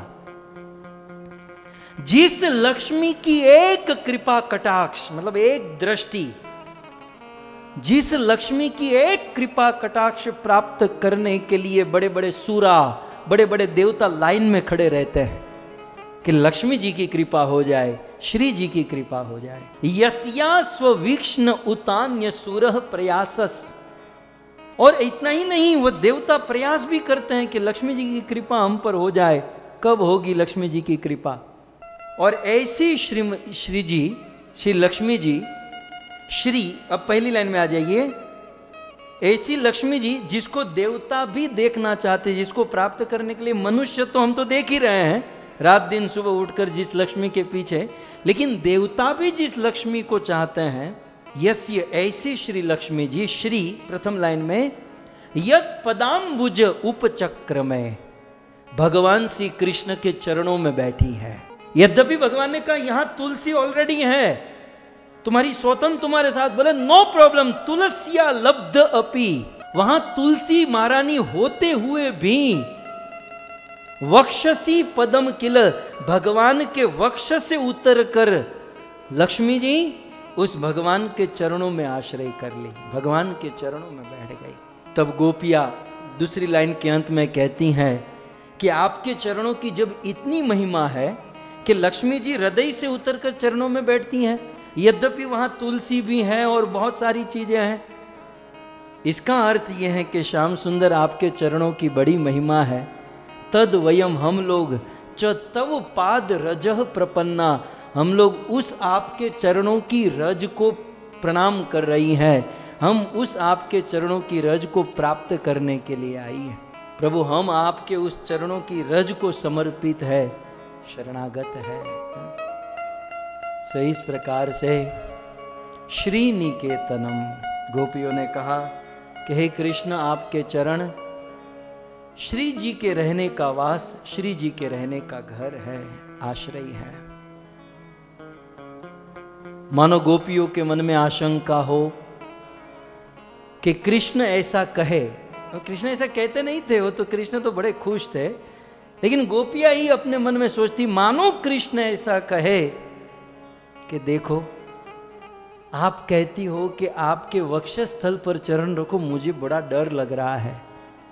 गोपियों ने कहा क्यों डर लग रहा है? विश्वनाथ चक्रवर्ती ठाकुर ने लिखा कि ननु युष्मात् पतिभ्यो विभेहि तत्र आहु। आप तो कहती हो कि आपके वक्षस्थल पर चरण रख दो, लेकिन युष्मत, आप लोगों के पतिभ्यो, पतियों से विभेमी, मुझे डर लग रहा है कि कहीं गोपियों आपके पतियों को पता चल गया तो डंडे लेकर आएंगे, मुझे पीटेंगे। यहां तुम कहती हो कि अपने चरण हम पर रख दो, और मैंने रख दिया, और तुम्हारे पति से हमें बहुत डर लग रहा है, कहीं तुम्हारे पति सब लोग मिलकर मुझे पीट न दे। तब गोपियां कहती हैं फणी फणार पीतम। अब मूल श्लोक की दूसरी लाइन में फणी फणार पीतम माने फणी न फणेषु अर्पितम त्वम कालिय नागाद अपि न बिभेषि, तो किमु तेभ्य इति भावः। जब आपने कालिय नाग के मस्तक पर अपना चरण रखने में कोई डर नहीं लगा, कालिय तो कितना खूंखार था, जब कालिय नाग के मस्तक पर आपका चरण रखने पर आपको कोई भय नहीं लगा, तो हमारे पति कालिय नाग के सामने क्या है? प्रभु, आप ऐसा मत कहिए, आप ऐसे बहाना मत बनाइए, ऐसे ही एक्सक्यूज मत कीजिए। फणी फणार्पितम, शिवा श्रीधर स्वामी कहते हैं फणी फणार्पित शब्द से गोपियां भगवान श्री कृष्ण की वीरता को बता रही है। बहुत सुंदर श्रीधर स्वामी लिखते हैं वीर्यातिरेकेण फणिन फण स्व अर्पितम। कृष्ण के अस्वमोर्ध वीरता का वर्णन इस शब्द के द्वारा करती हैं। कृष्ण, आप में कितनी वीरता है, आप कितने शक्तिशाली हो कि कालिय नाग जैसे के मस्तक पर आपने अपना कदम रखा, और आप कहते हो कि हमारे पतियों से आपको डर लग रहा है। भक्तों, यहां पर बहुत ऊंचे मन से सुनना चाहिए हमें ऐसा नहीं समझना चाहिए कि गोपियां अपने पतियों को छोड़कर आई हैं और कृष्ण से ऐसा निवेदन कर रही हैं, गोपियों को पाप लगेगा। गोपियों के जो शारीरिक पति हैं उसके हृदय में भी कृष्ण ही तो बैठे हैं। सर्वस्य चाहम हृदि सन्निविष्टो, गोपियों के पतियों के शरीर को चलाने वाले कृष्ण है, उनको जीवन देने वाले कृष्ण है। सभी जीवों के हृदय में परमात्मा के रूप में बैठे हुए कृष्ण है। और तत्व से यदि देखा जाए तो पति का अर्थ होता है पालन करने वाला। पातयति इति पति, जो पालन करे उसे पति कहते हैं। अल्टीमेटली इस संसार में हम सब का पालन भगवान कृष्ण करते हैं। इसलिए शारीरिक व्यवस्था, सामाजिक व्यवस्था एक होती है कि भाई हमारे पति हैं, अग्नि की साक्षी रखकर इनको पति माना जाए, परंतु तत्व से यदि देखा जाए तो हम सब के पति एक और मात्र एक कृष्ण है। और इसलिए सुखदेव गोस्वामी जब भागवत व्यास आसन पर बैठे तो भागवत व्यास आसन पर बैठकर श्री सुखदेव गोस्वामी ने यही कहा, यज्ञपति, श्रीयपति, धरापति, धियामपति, पतिर्गतिश्चांधक वृष्णि सात्वताम। इस दुनिया में जितने भी पति हैं उन पतियों के भी पति यदि कोई है तो वो भगवान श्री कृष्ण है। सो इस प्रकार से गोपियों को ये दोष नहीं लगाया जा सकता कि वे अपने पतियों को छोड़कर आई और कृष्ण को इस प्रकार से निवेदन कर रही हैं। आइए और एक भाव मैं आपके बीच में रखूं। फणी फणार पीतम पर श्रीपाद जीव गोस्वामी कुछ लिखते हैं। क्या कहते हैं? मानो भगवान श्री कृष्ण गोपियों से कहे कि ननु सत्यम ब्रवीमि, हे गोपियों आप मुझे सच सच बताओ, कड़ी नेशु वस्तनेशु कोमल पदे, कोमले पदे कथम अर्पयत्व। ननु सत्यम ब्रवीषि, गोपिया सच सच कहो, ननु सत्यम ब्रवीमि, सच सच कहो कि कड़ी नेशु, कड़ी नेशु माने कड़े, कड़े माने कठोर, हे गोपियों तुम्हारे कठोर हृदय पर या तुम्हारे हृदय पर केसर, चंदन, कस्तूरी का लेप आदि कीचड़ लगा है। गोपियां भी कृष्ण को खोजने में वो धूल लगी हुई थी, माटी में गिरी थी। तो ननु सत्यम ब्रवीमि, मुझे सत्य बताओ कि कड़ी नेशु तुम्हारे कठोर या कीचड़ से लगे, वत स्तनेशु तुम्हारे हृदय पर कोमल कोमल पदे, मेरा कोमल चरण कमल कथम अर्पयित्व, मैं कैसे अर्पण करूं। अब देखो, इसके पहले कृष्ण ने क्या कहा कि मेरा चरण कमल कठोर है और मैं आपके हृदय पर कैसे चरण रखूं। अब कृष्ण उल्टा कहते हैं कि तुम्हारे कठोर हृदय पर मैं मेरा चरण कैसे रखूं। एक आचार्य ने बहुत सुंदर कहा, ये प्रेम है। और आज तक मैंने भी सुना था कि प्रेम की गति जो है ना वक्र होती है, जैसे सांप चलता है। सांप कैसे चलता है? कभी राइट में, कभी लेफ्ट में, कभी राइट में, कभी लेफ्ट में है? थोड़ी देर पहले कृष्ण ऐसा कह रहे थे कि तुम्हारे हृदय कमल इतने कोमल हैं, मैं मेरा चरण कैसे रख दूं। और अभी कृष्ण ऐसा कहते हैं कि तुम्हारा हृदय इतना कठोर है, मैं मेरा कोमल चरण कमल कैसे रख दूं। मेरा कोमल सा चरण कमल तुम्हारे हृदय पर कैसे रखूं। श्रीपाद जीव गोस्वामी इसका उत्तर देते हुए कहते हैं, फणी फणार पीतम, हे कृष्ण, कृष्ण आपने कालिय नाग के ऊपर अपने चरण रखें। अब कालिय नाग की प्रत्येक मस्तक पर मणि भी, मणि लगी हुई थी, मणिधर सर्प था, तो मणि भी कठोरासु फणा स्व अर्पितम, आप कालिय नाग के मस्तक पर जो मणि लगी है उस मणि के ऊपर आप अपना चरण रख सकते हो। और आपने चरण रखा ही नहीं, उस पर नृत्य किया। कालिय नाग के मस्तक पर जो मणि है उस मणि के ऊपर आपने नृत्य किया। जब उस नाग पर और उस मणि पर आप अपना चरण रख सकते हो तो तत्कथम शंके इति उपसंहार, तो फिर हमारे हृदय पर, हमारे वक्षस्थल पर आप चरण कमल क्यों नहीं रख सकते।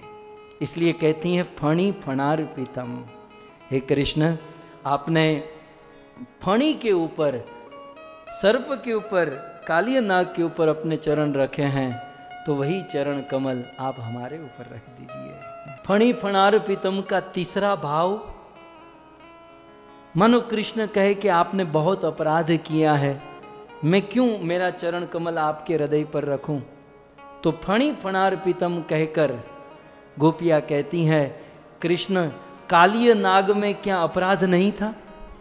कृष्ण कालिय नाग ने अपराध नहीं किया था, लेकिन आपने कालिय नाग के मस्तक पर अपना चरण रखा और उसके सारे अपराध को मिटा दिया। चलो हम मानती हैं कि हमने अपराध किया होगा, आप हमारे स्तन पर, हमारे हृदय पर अपना चरण कमल रख दीजिए और हमारा अपराध दूर कर दीजिए। जैसे कालिय नाग के अपराध को आपने मिटाया, वैसे हमारे अपराध को मिटा दीजिए। और फिर सनातन गोस्वामी चौथा अर्थ करते हैं कि फणी फणार पीतमत्वेन, हे कृष्ण जैसे फणी फणार पीतम, कालिय नाग के मस्तक पर आपने चरण रखा और विषाद अनर्थम ध्वम, आपने उनके सारे विष को निकाल दिया, माने कालिय नाग के विष रूपी अनर्थ को निकाल दिया। कृष्ण जैसे जैसे अपना चरण कालिय के मस्तक पर रखते थे, सारा विष उगलता था, विष निकल जाता था। तो फणी फणार पीतम त्वेन विषाद अनर्थ ध्वंसनम उक्तम, आपने उनके सारे विष को, विष रूपी अनर्थ को निकाल दिया। ततो उसी प्रकार विषो उपरिच्छयम, हमारे हृदय में भी एक विष भरा हुआ है। और वो विष क्या है? बोले आपके विरह की ज्वाला। ये विष तो आप लोगों ने पिया नहीं होगा, पीना भी मत, लेकिन ऐसा हमने पढ़ा है, सुना है कि विष जो लोग पीते हैं अंदर से ज्वाला होती है, वो जलाता है। जैसे कोई आग पी गया हो, जैसे आग बाहर जलती है, वैसे विष पीने वाला अंदर से आग लगती है, वो आग की तरह जलाता है। तो जैसे कालिय नाग में विष था, आपने चरण रखकर विष निकाल दिया। ततो विषो अहम, वही विष हमारे हृदय में है। कालिय नाग के माथे में था, हमारे हृदय में वो विष है। और वो विष कौन सा है? रिच्छयम। रिच्छयम माने आपके विरह, आपको प्राप्त करने की कामना, वो काम, वो वासना, वो विरह विष हमको जला रहा है। तो जैसे कालिय के मस्तक पर रखकर आपने उनके विष को दूर किया, ठीक उसी प्रकार हमारे हृदय में आपका विरह रूपी विष है। तो हृदय पदार्पणेन, इसलिए आप हमारे हृदय पर अपना चरण रखिए और कृंधि इति भाव, और उस विष से हम मुक्त कर दीजिए। भगवान श्री कृष्ण के चरणों की बड़ी महिमा है। कालिय के मस्तक पर नाचे, कालिय का विष दूर हो गया। गोपियों के हृदय पर चरण रखे, गोपियों का विरह रूपी विष दूर हुआ। भक्तों, हमारे जीवन में भी, हमारे हृदय में भी अनेकों प्रकार का विष भरा है। कृष्ण में और कृष्ण के नाम में कोई अंतर नहीं है। जैसे कालिय के मस्तक पर कृष्ण नाचे, कालिय के मुख पर कृष्ण नाचे, विष निकल गया, वैसे हम हमारे मुख में कृष्ण के नाम को नचाएंगे तो हमारे हृदय का सारा विष दूर हो जाएगा। ये विरह रूपी विष दूर हो जाएगा, काम क्रोध आदि रूपी विष दूर हो जाएगा। हरे कृष्णा कृष्णा कृष्णा हरे हरे, हरे राम राम राम हरे हरे। सो इस प्रकार हे कृष्ण, आप कालिय के ऊपर अपना चरण रखें, वह चरण हमारे हृदय पर रख दीजिए। अच्छा, कैसा चरण है? तो कहते हैं फणी फणार पीतम ते शब्द की व्याख्या तो हो गई, पहले दिन हुई ना ते शब्द का अर्थ सनातन। लेकिन ते आपका क्या? बोले आपका पदाम्बुजम। पद माने चरण, अंबुज, अंबु माने जल, ज माने जन्म, जल में जिसका जन्म होता है वो कमल। तो अब पदाम्बुज शब्द के ऊपर मैं कह रहा हूं, पदाम्बुजम, हे कृष्ण आपका पदाम्बुज चरण कमल हमारे हृदय पर रखिए। श्रीपाद सनातन गोस्वामी ने पदाम्बुज शब्द के दो अर्थ बताए। पदाम्बुज का पहला अर्थ ये सनातन गोस्वामी ने प्रथम अर्थ बताया।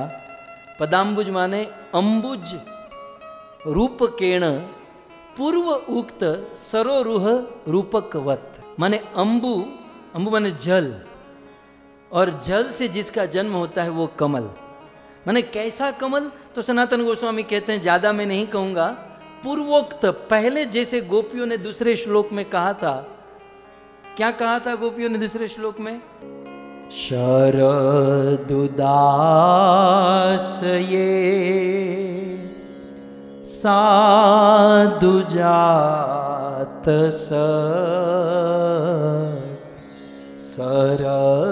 सरसिजोदर श्रीमृषादृशा सूरतनाथ ते शुल्कदासिका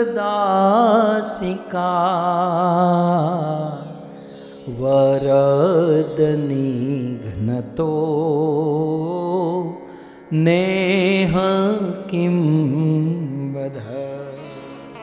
पदाम्बुज शब्द की डेफिनेशन, उनका अर्थ, प्रथम अर्थ सनातन गोस्वामी कहते हैं पदाम्बुज इसलिए, चरण कमल भी कह सकती थी, आपके चरण, आपके पग, लेकिन पदाम्बुज क्यों कहा? क्योंकि कृष्ण के सुंदर चरण कमल है। कैसे सुंदर हैं? तो शरद उदास है, शरद ऋतु में, शरद कालीन उदाशय, उदाशय माने जलाशय, शरद ऋतु का जल, जैसे अभी हमने स्टार्टिंग में सुना ना, सलीलम यथा शरद, शरद ऋतु में जल जो है ना निर्मल हो जाते हैं। वर्षा ऋतु में जल बिगड़ जाता है क्योंकि वर्षा होती है और फिर कीचड़ हो जाता है, वो कीचड़ जल में जाता है तो जल भी कीचड़ वाला हो जाता है, लेकिन शरद ऋतु में जल निर्मल होता है। तो शरद उदाशय, शरद ऋतु के जलाशय में साधु जात, साधु माने पूर्ण रूप से खिले हुए, जैसे साधुओं में सभी गुण होते हैं, भगवान से भी अधिक गुण साधुओं में होते हैं, तो पूर्ण खिले हुए शरद ऋतु के निर्मल जल में सरसीज,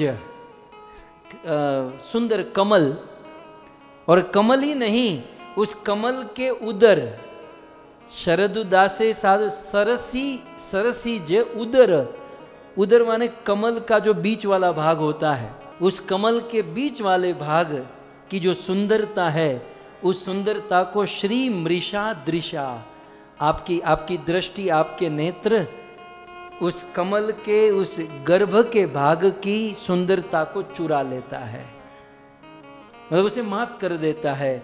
अर्थात वो शरद ऋतु का कमल भी आपके चरणों के सामने कुछ नहीं है, इतने सुंदर आपके पदाम्बुज, आपके चरण कमल है।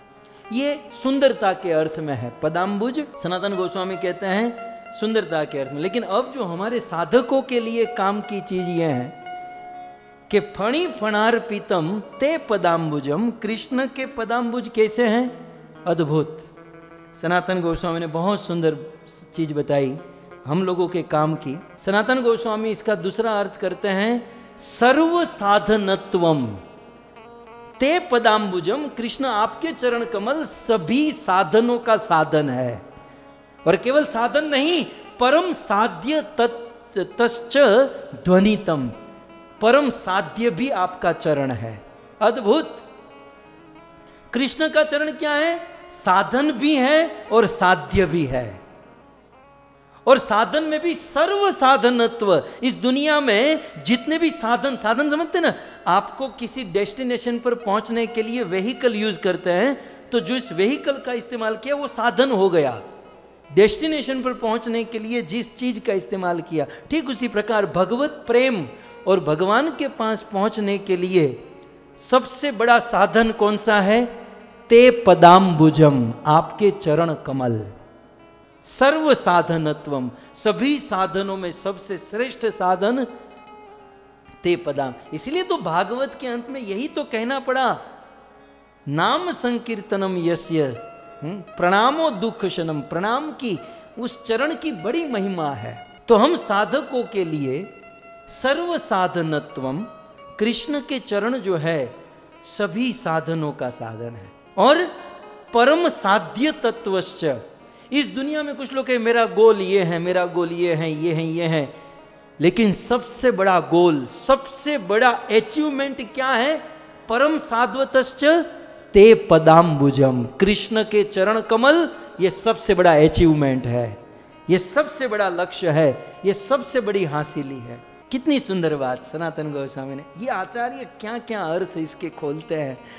और समय कभी कभी ऐसा होता था कि सुखदेव जी ने जब कथा कही, उस सभा में हम लोग बैठे होते तो बहुत अच्छा था, लेकिन अब ऐसा होता है, अच्छा हुआ वहाँ नहीं थे, वहाँ होते तो ये सनातन गोस्वामी की बात, बृहद वैष्णव तोषिणी, जीव गोस्वामी, ये सब आचार्यों का रस हमको नहीं मिलता। वो 7 दिनों में समाप्त करके अच्युतम केशवम, यहाँ तो रस पीने मिल रहा है। ते पदाम्बुजम सर्व साधनत्वम परम साध्यत्वस्य दर्शितम।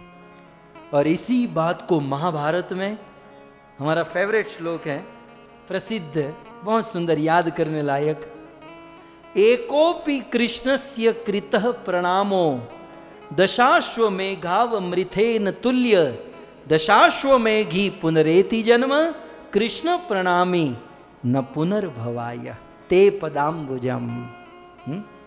महाभारत 12वां स्कंद 47 नंबर का अध्याय और 91 नंबर का श्लोक। श्री व्यास मुनि कहते हैं कि एको अपि कृष्णस्य कृतः प्रणामो, ते पदाम्बुजम शब्द के ऊपर प्रणत देही नाम, एको अपि माने एक बार भी, एको अपि एक बार भी कृष्णस्य कृतः प्रणाम, यदि कोई व्यक्ति कृष्ण को प्रणाम करता है एक बार, और वो भी भाव से, प्रेम से, आनंद से नहीं, जैसे मैंने कल कहा था ना, कुछ बच्चे नहीं करते तो बकरे की तरह माता पिता पकड़ते हैं और डाल देते हैं, चलो प्रणाम करो, झुको। हाँ? ऐसे जबरदस्ती भी यदि कोई एकोपि कृष्णस्य कृतः प्रणामो, कृष्ण को प्रणाम करता है, तो कहते हैं दशाश्वमेघावमृथेन तुल्य, तो कृष्ण के चरणों में एक बार किया गया प्रणाम कितना बड़ा फल होता है? 10 अश्वमेघ यज्ञ के समान। आहा, अब इसमें क्या क्या, इससे ज्यादा और क्या हो सकता है? ते पदाम्बुजम, एक बार कृष्ण को जैसे तैसे प्रणाम करो तो कितना फल मिलेगा? 10 अश्वमेघ यज्ञ जितना। लेकिन व्यास मुनि का मन नहीं भरा, कलम अभी भी अधूरी है। व्यास मुनि उसे कंप्लीट दूसरी लाइन में करते हैं कि फिर भी कृष्ण को एक बार प्रणाम करो, उसको उसका फल होगा 10 अश्वमेघ यज्ञ। लेकिन 10 अश्वमेघ यज्ञ करने के बाद भी 10 अश्वमेघी पुनरेति जन्म, फिर से जन्म लेना पड़ेगा। 10 अश्वमेघ करने वाला व्यक्ति फिर से इस जन्म मृत्यु के बंधन में, इस दुखालयी संसार में आता है। परंतु कृष्ण प्रणामी, परंतु कृष्ण के चरणों में एक बार प्रणाम किया तो न पुनर्भवाय, वो कभी संसार में नहीं आता। ते पदाम्बुजम, गोपियां उस चरण कमलों में, उस चरण कमल को अपने हृदय पर चाहती है। प्राणात देहिनां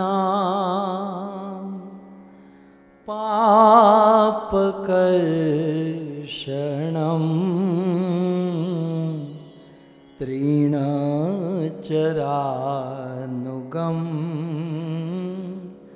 श्रीनिकेतनं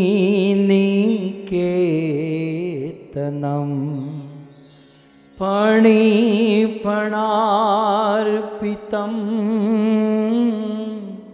ते पदाम्बुजं फणिफणार्पितं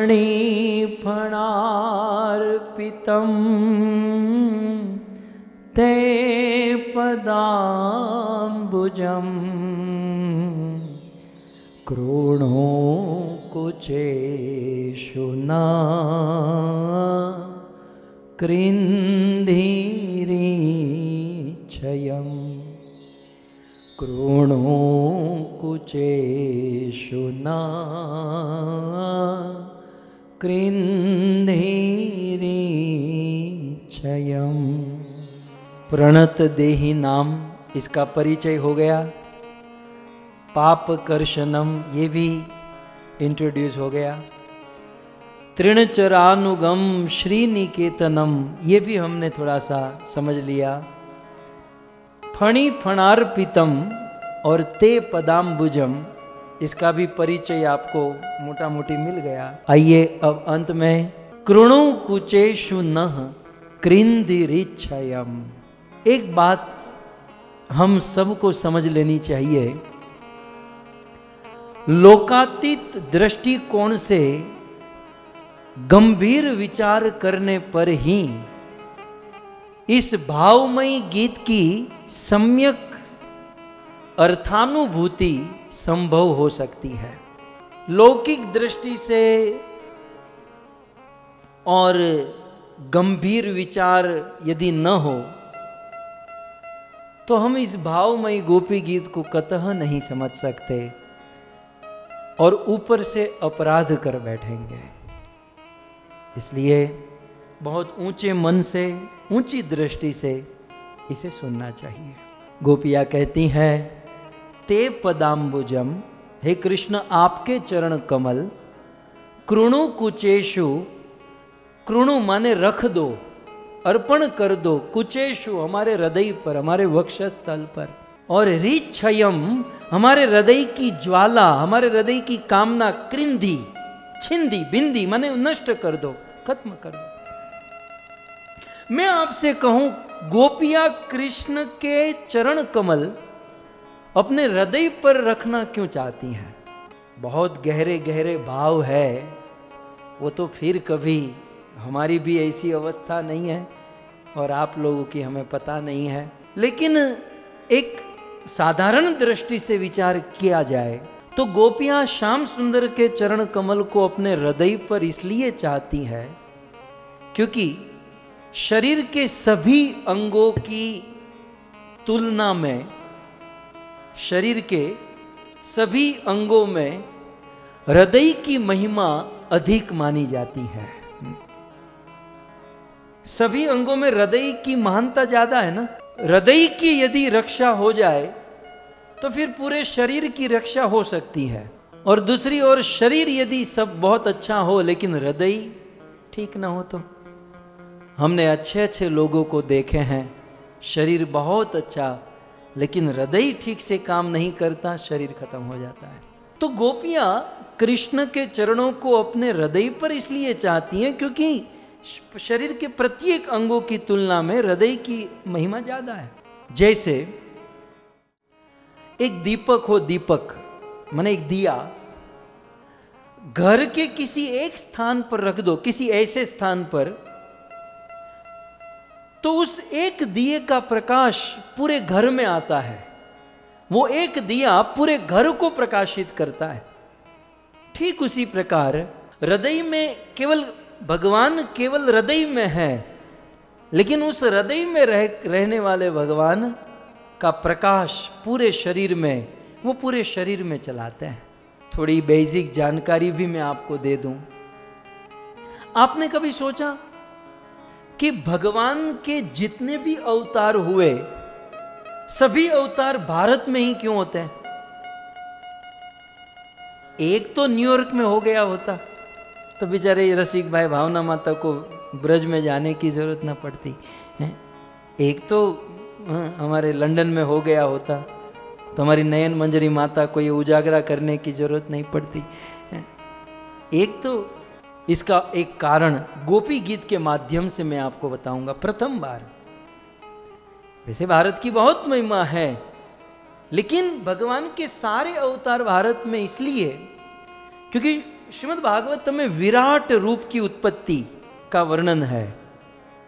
भगवान का विराट रूप और भगवान की चरण से लेकर मस्तक तक ये सारे ब्रह्मांड और ब्रह्मांड के एक एक लोक निर्धारित है। तो भगवान विराट का चरण घुटन इस प्रकार से होता है। भगवान विराट का हृदय है भारतवर्ष। विराट स्वरूप जो है ना, जैसे गीता में विश्व रूप, विराट रूप का हाट हृदय है भारत। और क्योंकि विराट पुरुष का हाट हृदय भारत है, इसलिए भगवान के सारे अवतार भारत में होते। कहने का अर्थ हाट में ही अवतार होते हैं, मुख्य भाग में हृदय में ही अवतार। इसलिए गोपियों को यह सिद्धांत पढ़ने नहीं गई। कोई न पढ़ा लिखा, प्रेम जहां होता है तो वेद उसका पीछा करता है, श्रुतियां प्रेमी के पीछे पीछे चलती है। हम सब मनुष्य हैं, लेकिन ये मानवों की उत्पत्ति कहां से हुई? मनु महाराज से। मनु महाराज से जितने भी हुए सब मानव हुए, सब मनुष्य हुए। आप जानते हैं मनु महाराज ने सारे मनुष्य को उत्पन्न किया और फिर तो मनुष्य सब जगह पर चले गए ना, छा गए सब। लेकिन मनु स्मृति में मनु महाराज ने एक बात कही है, आप श्लोक में देख सकते हैं। मनु महाराज मनु स्मृति में कहते हैं कि एतदृश्य प्रसूतस्य, ये अमेरिका वालों को, ये जो बाहर के देश वाले हैं ना, ये सबको ये श्लोक याद रखना चाहिए। मनु महाराज ने मनु स्मृति में लिखा क्या? एतद देश, ये जो भारत देश है, इस भारत देश, एतद देश प्रसूतस्य सकाशान अग्र जन्मनः, इस भारत वर्ष में जिस साधु का जन्म होगा, भारत वर्ष में जिस ब्राह्मण आदि का जन्म होगा, स्वम स्वम चरितम शिक्षेरन पृथ्व्याम सर्व मानवा, पृथ्वी के सभी मनुष्यों को भारत में जन्म लेने वाले साधुओं का अवलंबन करना है, भारत के साधुओं को फॉलो करना है। ये किसने कहा? मनु महाराज ने मनु स्मृति में मनुष्यों को जन्म देकर कहा कि दुनिया में कहीं भी रहो, लेकिन फॉलो जो है वो भारत को करना होगा। मनु महाराज ने कहा पूरी दुनिया तबाह हो गई, लेकिन भारत यदि बच गया तो दुनिया को कुछ नहीं हो सकता। यदि भारत सेफ है, भारत की संस्कृति सेफ है, भारत के वेद शास्त्र सेफ हैं, भारत के साधु संत सेफ हैं, तो पूरी दुनिया सेफ है। लेकिन जिस दिन भारत लड़खड़ाने लगा, उस दिन दुनिया की एक्सपायरी डेट बहुत निकट आ जाएगी। क्यों? क्योंकि भारत विराट पुरुष का हार्ट है, हृदय है। और क्योंकि भारत पूरे ब्रह्मांड का भी हृदय, आप देखो 14 भुवन में पृथ्वी सबके बीच में, और पृथ्वी में भी सबके बीच में भारत, एशिया भारत। सो भारत हृदय है और हृदय को मुख्य माना गया है। और इसलिए गोपियां कहती हैं कि आप अपने चरण कमल हमारे हृदय पर रख दीजिए। भक्तों, आनंद वृंदावन चंपू एक बड़ा दिव्य ग्रंथ है, और उस ग्रंथ में रोते हुए गोपियों ने कहा कि इस दुनिया में जितने भी साधक है, ये हम लोगों के लिए कह रही है। अब ये पर्यवसान है ना, सब अंत है, इस श्लोक का अंत होने जा रहा है। तो गोपियों का एक दिव्य भाव सुन लीजिए। गोपियों ने कहा कि यदि कोई व्यक्ति कितना भी ऊंचा क्यों न हो, उसका ऊंचे कुल में जन्म हो, ऊंचे कुल में उनका शिक्षण हो, लेकिन यदि उनका वक्षस्थल कृष्ण के चरणों से आभूषित नहीं है, तो धिक्कार है उस व्यक्ति को, धिक्कार है उस साधक को, धिक्कार है उस भगत को। कवि कर्णपुर आनंद वृंदावन चंपू में गोपियों के इस भाव को लिखते हैं। श्लोक आपके सामने स्क्रीन पर आप देख सकते हैं। ईदृशा पुरुष भूषणेन या भूषयन्ति हृदयम न सुब्रुवः धिक तदीय कुलशील यौवनम धिक तदीय गुण रूप संपदा। बहुत बड़ी बात गोपियों ने कर। सभी भक्तों का ध्येय, सभी भक्तों का लक्ष्य, सभी भक्तों का एम, गोल यही होना चाहिए कि भगवान के चरण हमारे वक्षस्थल पर हो। श्लोक में कहते हैं ईदृशा, ऐसे भगवान श्री कृष्ण, कैसे? जो अभी हमने ये प्रणत देहि नाम पाप कर्षणम, हमने ये सब सुना। तो ऐसे भगवान के चरणों की इतनी महिमा है। तो ईदृशा पुरुष भूषण है न, ऐसे पुरुष भूषण, ऐसे पुरुषों में श्रेष्ठ, पुरुषों में अग्रगण्य, पुरुषों में सुंदर, पुरुषों में महान, ईदृशा पुरुष भूषण न, या जो मनुष्य, बाकी को मत सोचो, हम लोग इतने ही विचार करें कि या माने जो मनुष्य ऐसे पुरुष भूषण, ऐसे भगवान श्री कृष्ण के महिमा मंडित चरण कमल को भूषयंती हृदयम न, भगवान श्री कृष्ण के चरण को अपने हृदय पर रखकर भूषयंती, हृदय को आभूषित नहीं करते, अलंकृत नहीं करते, तो धिक्तम, धिक्कार है उस जीवन को, धिक्कार है उस भगत को, धिक्कार है उस साधक को जिसने कृष्ण के इतने सुंदर, इतनी महिमा। देखो जो लोग ये सब नहीं जानते वो तो ठीक है, लेकिन इतना इतना जानने के बाद, इतना सुनने के बाद भी यदि कृष्ण के चरण कमल हृदय पर न हो तो धिक्कार है। किसको धिक्कार है? तो एक शब्द जो छूट गया उसको ले लीजिए, सुब्रुवम।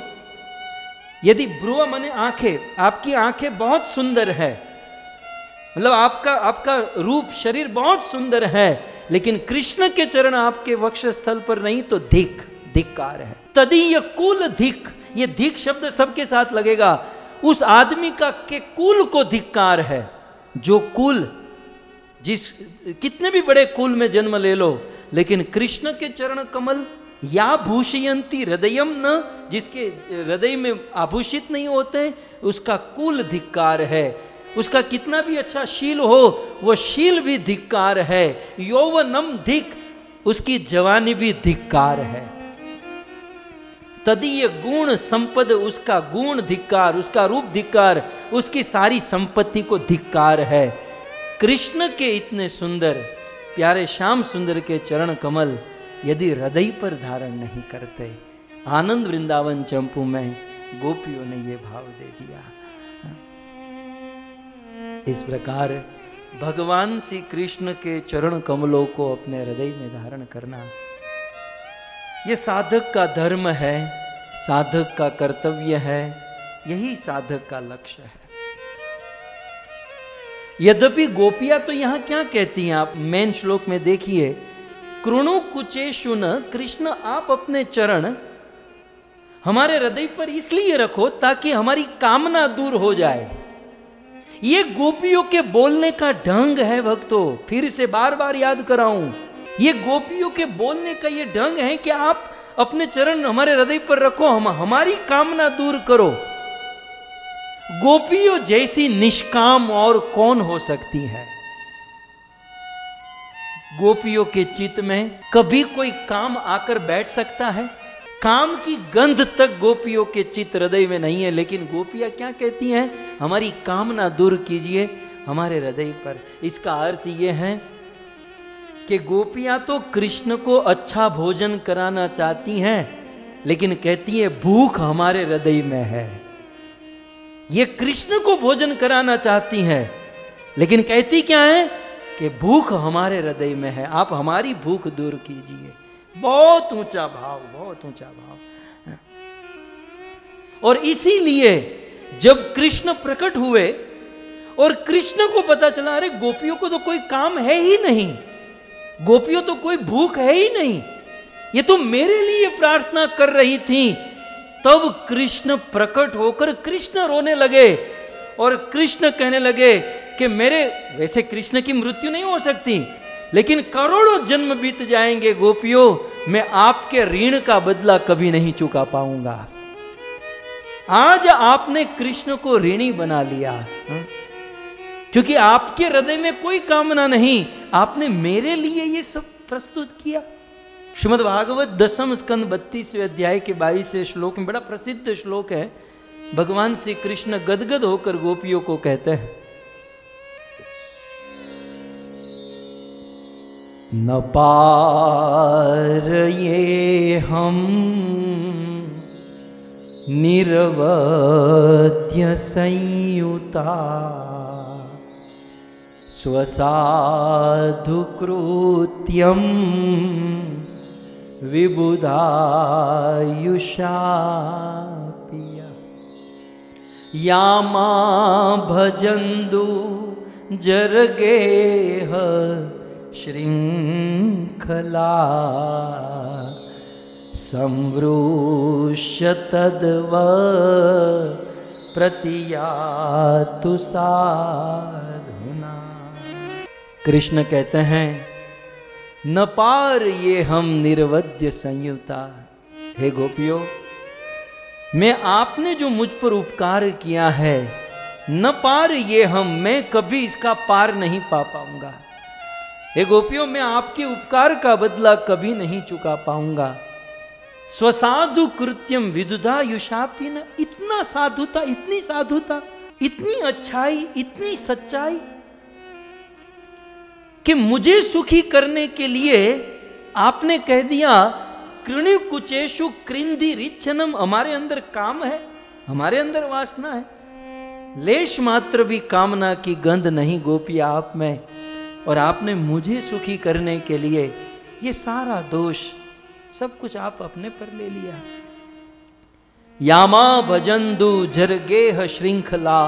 गोपियों, आपने कठिन घर गृहस्थी की बेड़ियों को तोड़कर, संसार के सारे बंधनों को तोड़कर, अपने पतियों की परवाह किए बिना, अपने समाज की कोई परवाह किए बिना, समृश्य तद्वत प्रतियातु साधुना, पूर्ण रूप से मुझे समर्पित हो गई। धन्य हो गोपिया, आप धन्य हो। गोपियों से हमें यही सीखना है, कृष्ण से खूब प्रेम करें, कभी जताए नहीं। क्योंकि यह कहने से कि कृष्ण मैंने आपके लिए सब किया, मैं आपके लिए करती हूं, आपके लिए करता हूं, वो प्रेम बहुत तुच्छ हो जाता है।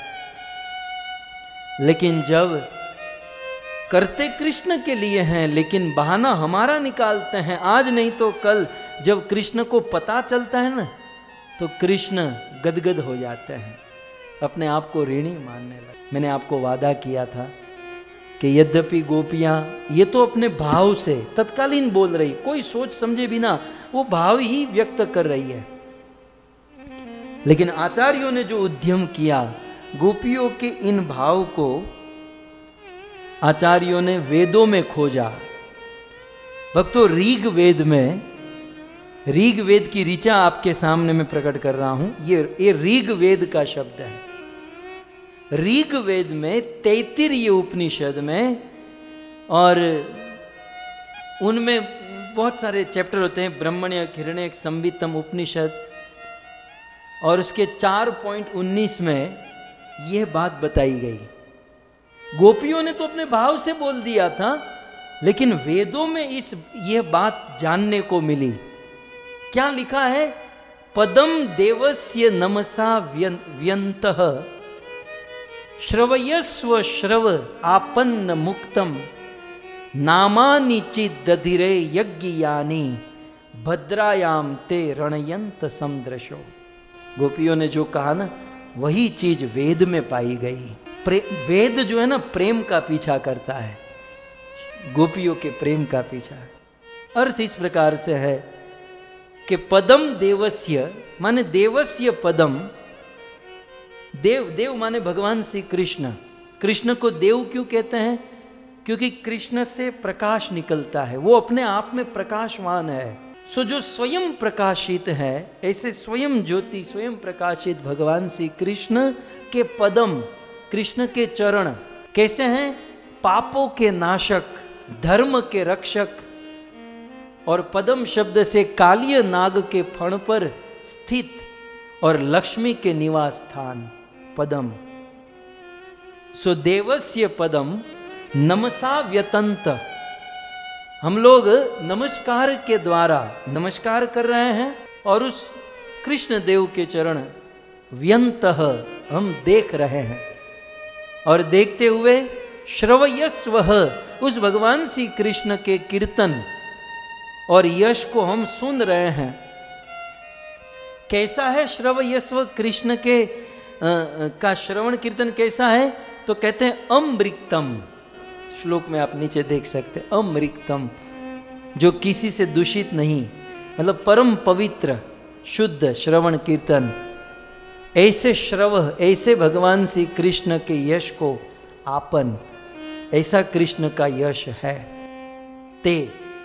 ते माने वे व्रजवासी, नीचे आप देख सकते हैं तुम्हें, ते वे व्रजवासी भक्तजन भद्रायाम समदृष्ट, भगवान श्री कृष्ण के कल्याणमयी सुंदर चरणारविंद के दर्शन में रणयंत, रणयंत माने ब्रह्मानंद में भी रमण करते हैं, परम आनंद का अनुभव करते हैं। और यज्ञ यानी नामानी वे व्रजवासी या गोपियां भगवान श्री कृष्ण के चरण कमलों को प्रत्यक्ष रूप से यज्ञ यानी नामानी अपने हृदयों में धारण करने के लिए कृष्ण के नाम का गोविंद, मुरारे इत्यादि अनेक नामों के द्वारा दधीरे धारण करते हैं, ध्यान करते हैं, कीर्तन करते हैं।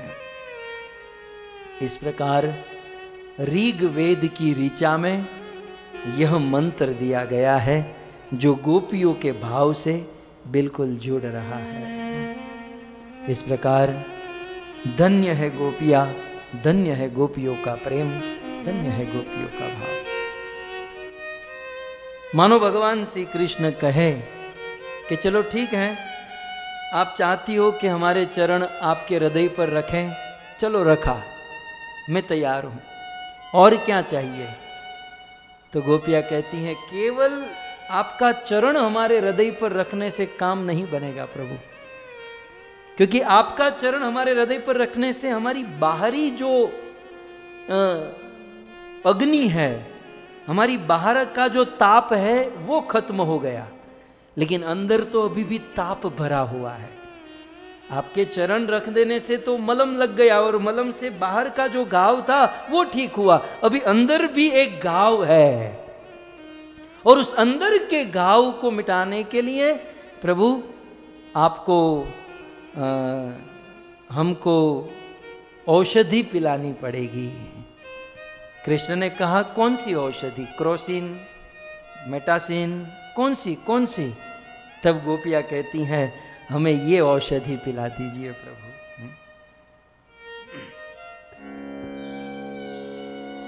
मधुरया गिरा वल्गुवाक्यया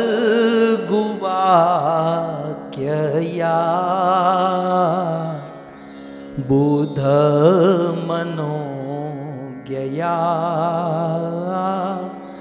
पुष्करे क्षण विधि करी रिमा वीरमुयति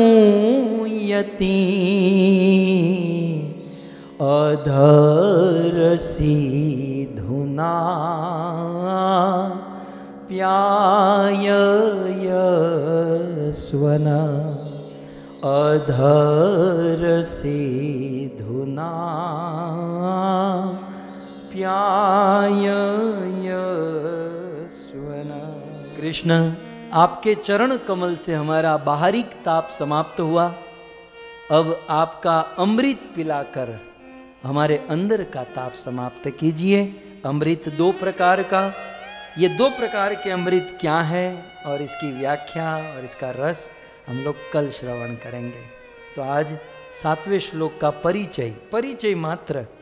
आप लोग ये मत सोच लेना कि हमने बस 7वां श्लोक घोल कर पी गए, कुछ घोला नहीं, कुछ पिया नहीं, हमने केवल इसका परिचय, इंट्रोडक्शन दिया है। इसमें बहुत सारी बातें आचार्यों के द्वारा है। हम भी थोड़े से साधना भक्ति करके तैयार हो जाए, थोड़ी योग्यता हासिल करें, तो आगे चलकर किसी संत आचार्य के द्वारा इस उच्च भाव को हम सुन सकते हैं। मैं केवल परिचय दे रहा हूँ। 7वें श्लोक का परिचय हुआ और भावना माता ने कहा था कि इत्मीनान से आप अपने भाव से कीजिएगा, इसलिए मैं आराम से कर रहा हूँ।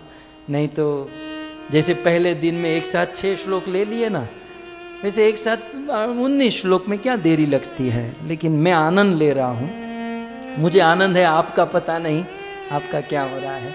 लेकिन बुरी धन्यवाद आप सभी भक्तों का कि आप सब बड़े धैर्य से इस कथा का श्रवण कर रहे हैं, और विशेष धन्यवाद इस कथा का लाभ देने वाले हमारे रसिक प्रभु, भावना माता, उनका पूरा समग्र पटेल परिवार।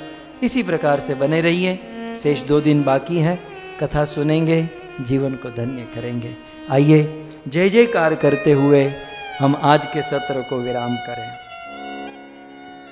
ग्रंथराज श्रीमद् भागवतम महापुराण की, श्री कृष्णचंद्र भगवान की जगत गुरु श्रील प्रभुपाद की, परम पूज्य राधा गोविंद गोस्वामी महाराज की, निताय गौर प्रेमानंदे। जय जय श्री राधे, जय जय श्री राधे, जय जय श्री राधे श्याम।